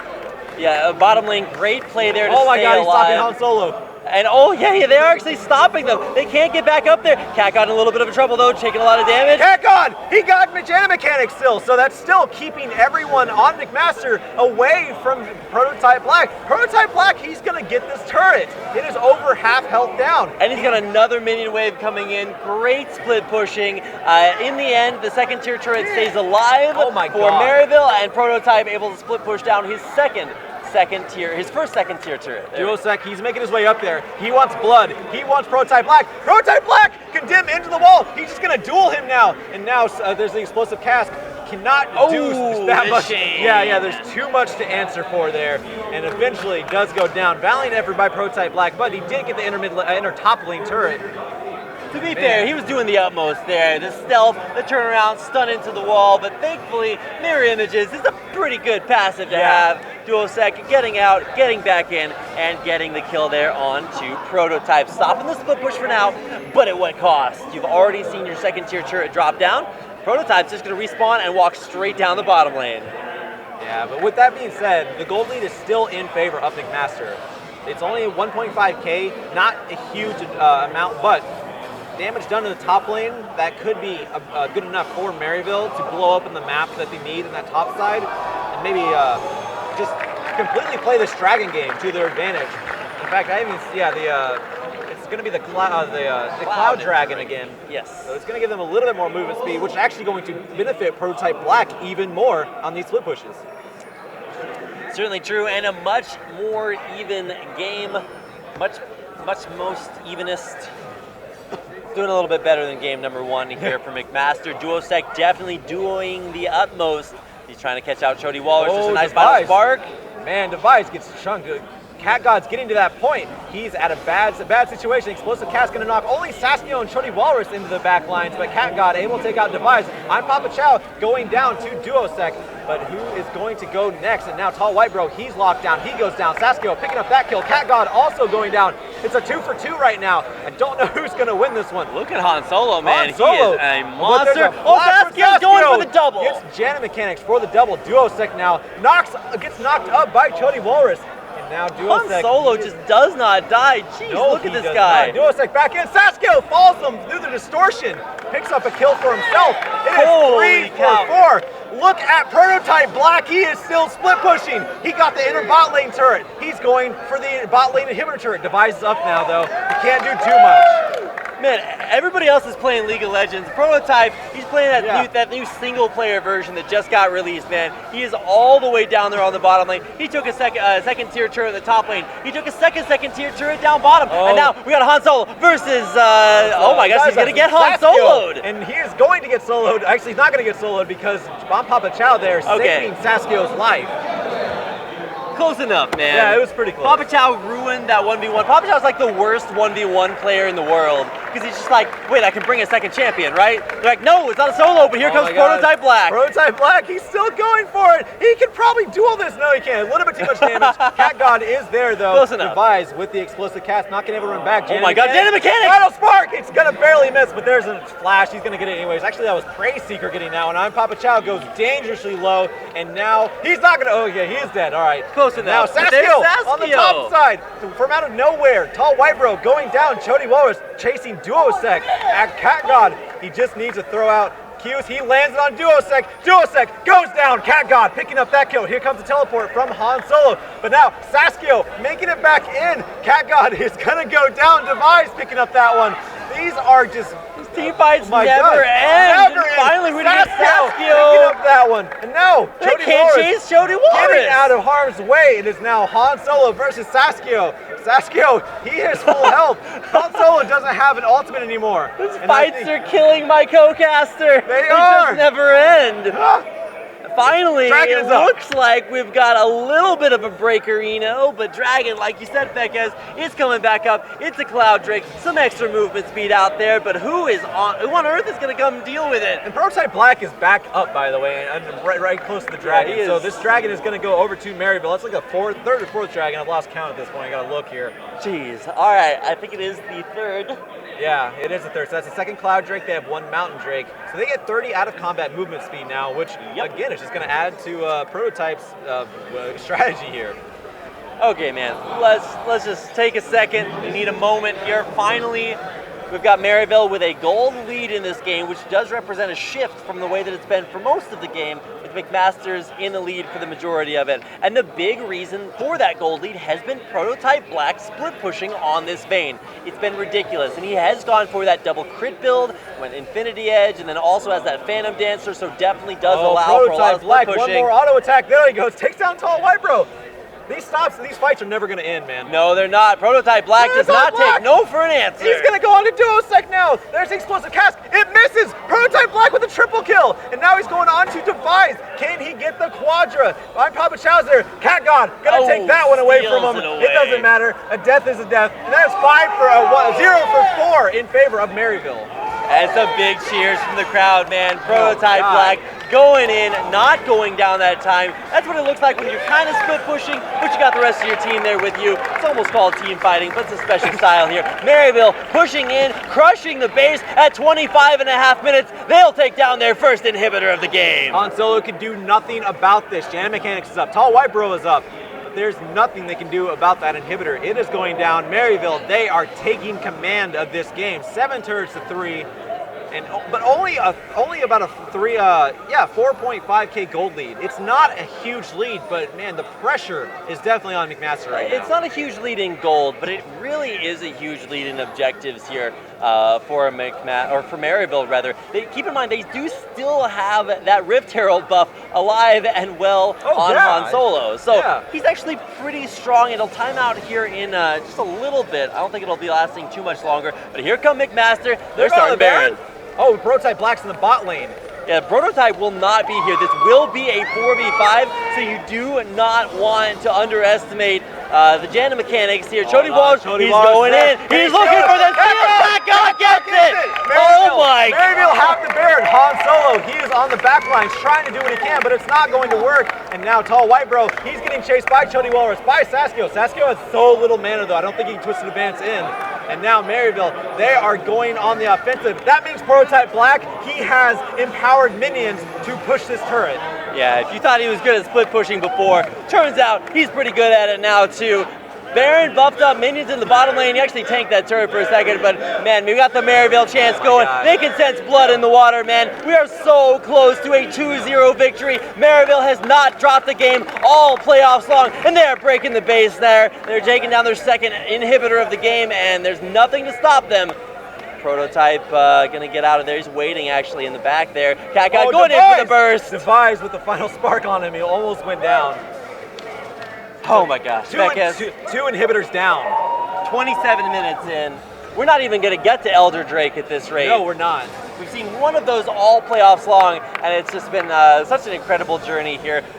We played, how many weeks is the regular season? This is like 14 weeks 14, yeah. of the regular season. We played through all the brackets and playoffs. You guys got a chance to watch that all season long. If you've been following these teams, you know Maryville has not dropped a single game, Pekez. Over the course of the regular season, they were gods. Now proving to be a little bit tougher to take down than McMasters would have liked. McMasters are the defending CSL champions. They won it last year. They're back this year again, and they're looking to maybe try to turn this around in some way. Duoseki's been trying his heart out this game. Device has been killing so many members of Maryville, but is it enough? The goal difference is coming in there. Chody Walrus, super tanky. I don't think Duosek can really take him. Chody Walrus, he's not going to die anymore in this game. He is 2-1-12. Here we go. This could be one of the final fights of the game. Chody going in. There's the calling from the side. Calling from the side. Not going to do too much. Chody Walrus is tanking all that up. Duosek going in on Saskio. You can't do anything with a LeBlanc now. The only person you can assassinate is Prototype and Cat God. Prototype can go stealth, and Cat God, he is going to stay safe in the back lines. And now, McMaster being shoved into their own base. A little bit of a hint where Prototype is, Because he is way down there on the bottom lane by himself. Oh yeah, he's not even in there. He's in split push mode, man. There's only one inhibitor left to pressure, so Prototype's gonna have to go deep into that base. We'll see if he is gonna get deep enough in there by himself. He could actually just win the game by himself. Yeah, he has a Baron-powered minions. He might be able to just win the game by himself. Prototype is attacking the Nexus turrets right now. Prototype's winning the game. There's a big fight up top. Oh my God, McMaster, they're trying to 5v5. Prototype's winning the game by himself. Prototype, he took down the second Nexus. He has empowered minions. Now he just wants blood. He's going in. Not able to take out Tall White Bro, but the minions do the work for them. Maryville, they are the CSL champions of 2016. Congratulations to Maryville University. An incredible scholastic esports program has given them an almost unbeatable, and literally unbeatable team of collegiate athletes. They've come here to play at Dreamhack Austin. They are your Collegiate Star League grand champions. Yeah, congratulations to Maryville. You guys ran through almost everything, everyone put in front of you, and not only doing it on a collegiate scene, going to the challenger scene and doing that too, but you guys kind of got interrupted by finals because, you know, school first. But yeah, congratulations to Maryville, and good job to McMaster. They put up a hell of a fight. They certainly did. That'll be $7,000 for first place to Maryville University. We're going to get $3,000 for second place to McMaster, and then of course our runners-up will receive $1,000 for coming in just to compete here at the CSL Grand Finals of Dreamhack Austin. It's been an incredible experience to be a part of. I just cannot wait to see what else is in store. But that's actually going to do it for our final game of these CSL finals, putting the finals in finals. If you guys are out there taking finals, taking a break from them to watch these games, thanks for coming out. We're going to take a quick break, and when we come back, we'll have interviews, awards, everything coming your way, so don't go anywhere. We've got the closing ceremonies for this season of CSL coming up here in just a minute, so stick around, we'll be right back.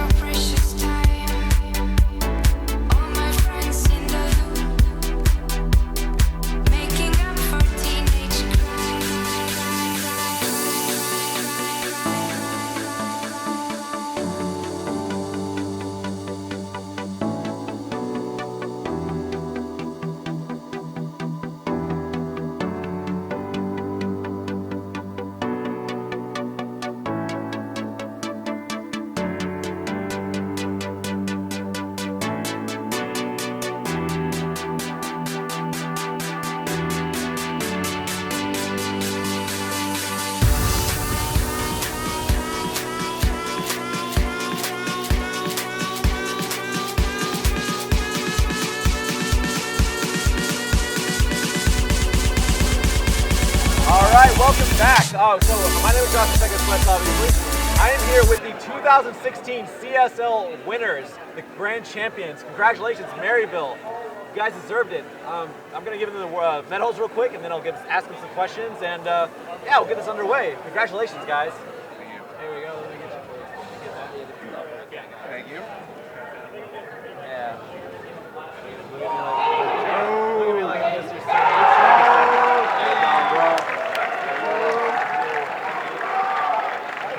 Exhaust. Exhaust. Hey, he won! Exhaust. All right.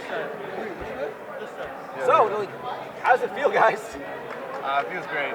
I mean, this has been, how long has the tournament been in the making now? It's like 14 weeks. Well, actually, like if We started in the fall. Yeah, I would Definitely, say. So it feels great. Yeah, the spring is 14 weeks, and the fall is like 7. A lot of series and a lot of games, and it definitely feels like, you know, we just finished our finals too last week, and we're done. Tournament done with school, and it feels great to win, and you know, obviously past the finals too. That's really big. Yeah, right.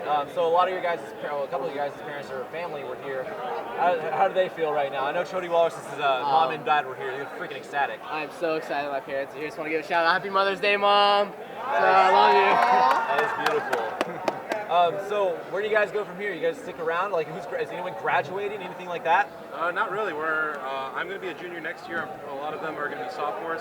We're definitely going to try out ULAL. Hopefully go undefeated in that too. Yeah, no, definitely. You can use this as a stepping stone for sure. And yeah, you guys have a lot of talent. Easily ULAL competition. So what do you guys? So you guys went undefeated pretty much. What do you guys do from there as far as working on what you need to improve upon, and how can you tell what you need to improve upon? All we really need to do is just make our games cleaner. Like, I mean, sure, we went undefeated, but like, so the best you could do is just go deathless, and then not even let them take turrets, and just completely dominate them, make sure that they can't do anything in response. Very clean games. All right. Marco's never satisfied. Well, that's always a good thing, never being satisfied. You guys always got to be hungry. Papa Chow, we haven't heard from you. Saskia, we haven't heard from you. You guys have anything to add to any of this? I mean, you guys played some pretty incredible, Janna. I mean, you only got to play Janna, but it was a damn good Janna. How do you feel about how the tournament went? Obviously, you won. Janna, you don't have to if you're a little shy. I don't want to play Janna. You don't. He's done with Janna. I feel like that's all I've ever played just since I got here. I mean, yeah, you play a lot of Janna, but you're good at her, so it's like it works out. She's just not fun enough. It's a very hard champion. It's called the prototype effect. The prototype effect. If you support prototype, you're gonna play Janna. Fair enough. Much. So, I wanted Darius. Where was Darius? And then you did fine everywhere else. Where was Darius? That's like who Saskia is. There were no trees to cut down, so we didn't pick Darius. Fair enough. All right. Do you guys have any shout outs you want to give? Anything like that? Obviously, you did your mom. That's awesome. Anyone else? Even more shout outs? Yeah, I'd like to shout out all of our families watching, all of our friends watching. I also like to shout out my brother over there for coming. He's not even looking. But I'd also like to shout out big man Jarrett. Shout out big man Jarrett. He's been basically our link between the entire school and our program, and he's really helped us out a lot the entire year and get us what we needed for everything, and we really appreciate it. All right.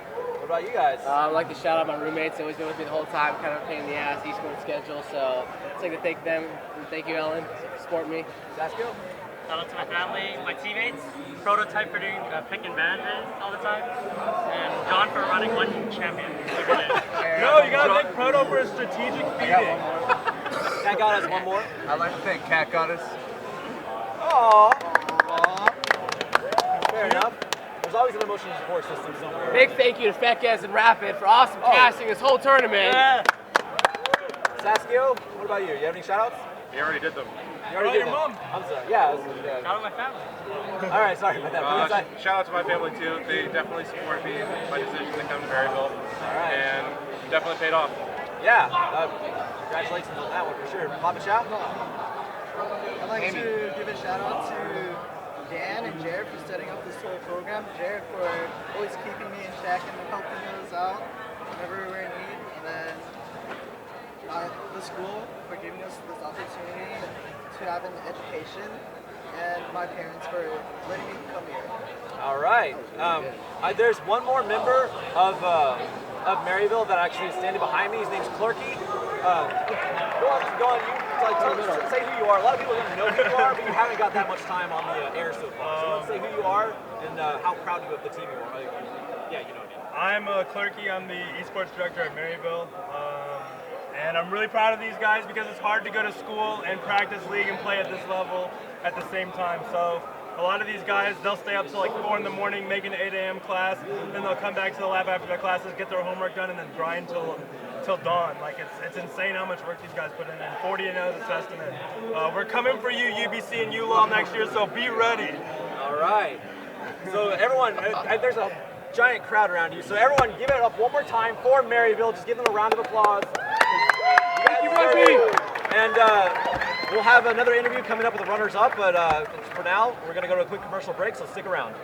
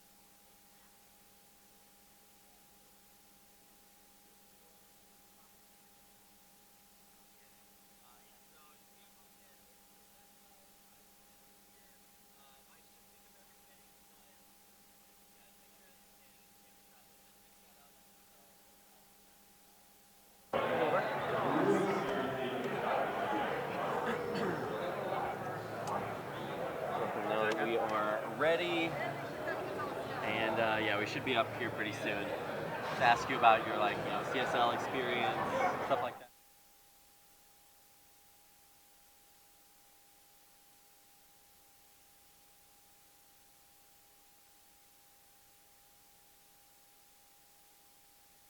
Hello, ladies and gentlemen, and welcome back to the CSL Finals. We've already crowned our grand champions, Maryville University, but it's time to crown our runners-up. They'll be receiving about $3,000 in scholarships, and of course, a great experience in playing for the CSL. Why don't you go ahead and we'll go down the line, and I'll go ahead and present you with the runner-up medals, starting, of course, up here.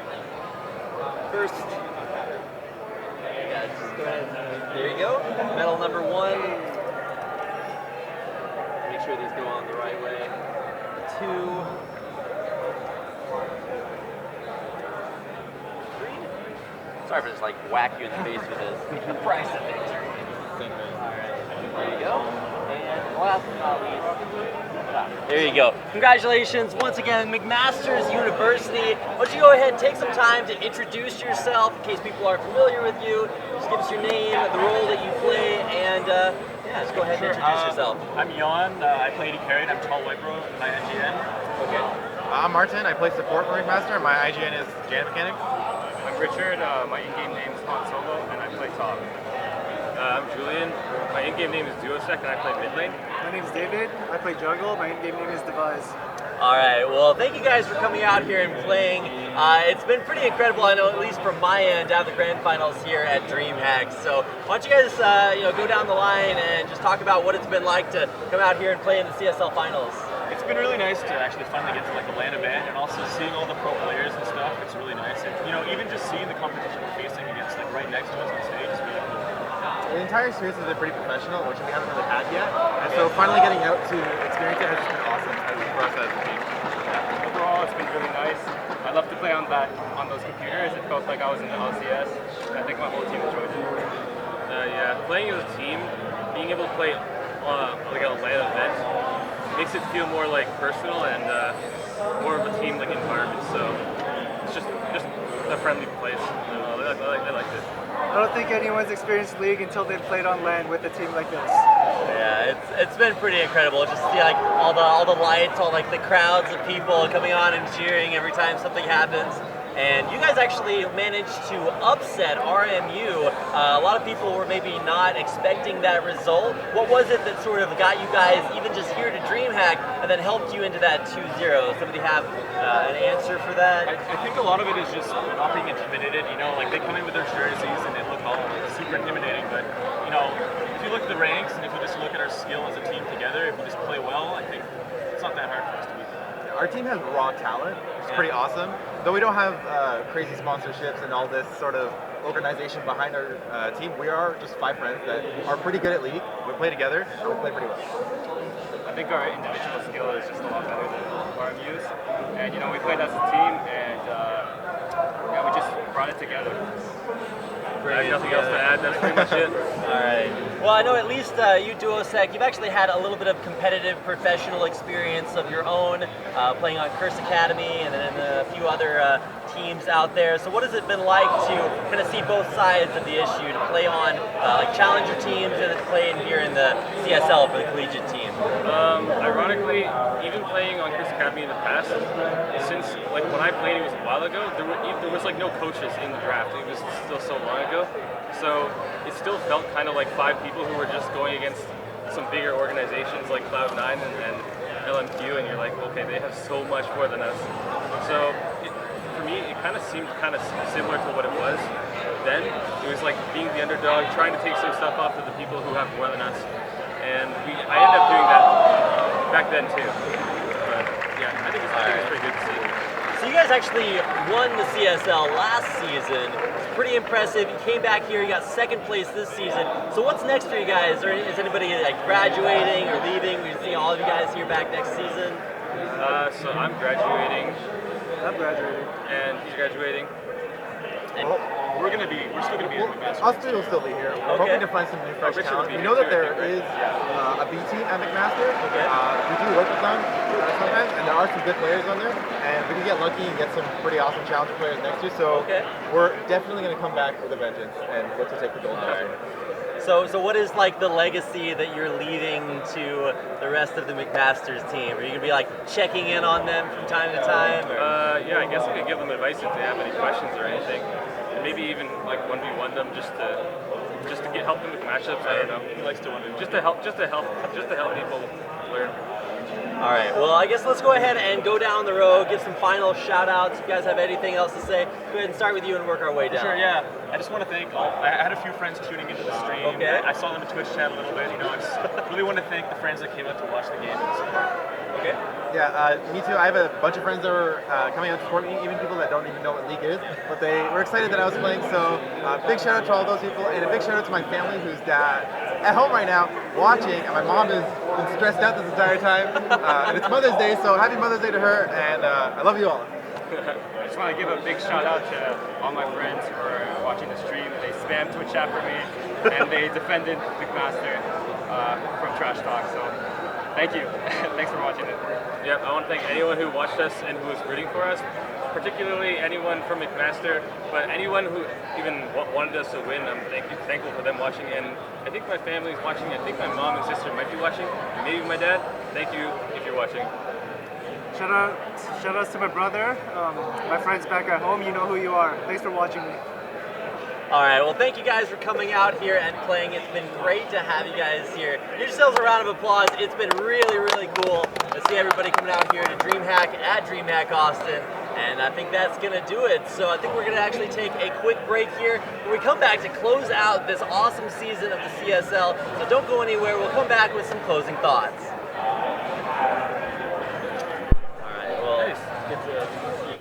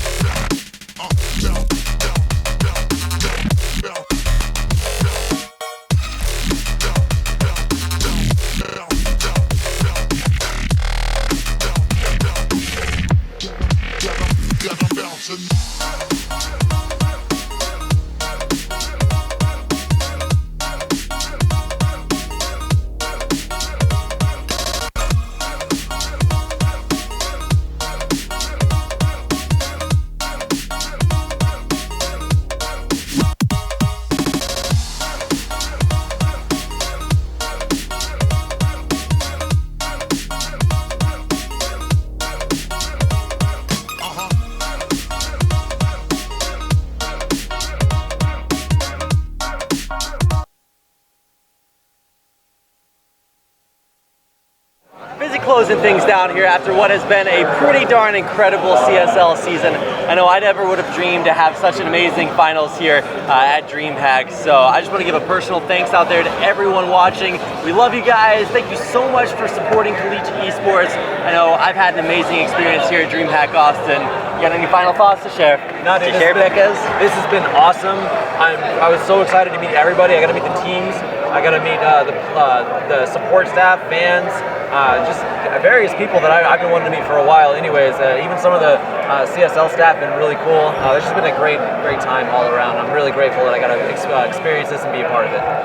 All right, well, that's going to do it for us. So on behalf of myself, Fekes, our entire live broadcast crew, our news reporters, our production staff, and everybody out there who watched or supported players, teams in the CSL, or just wants to support collegiate esports out there. We could not do it without you.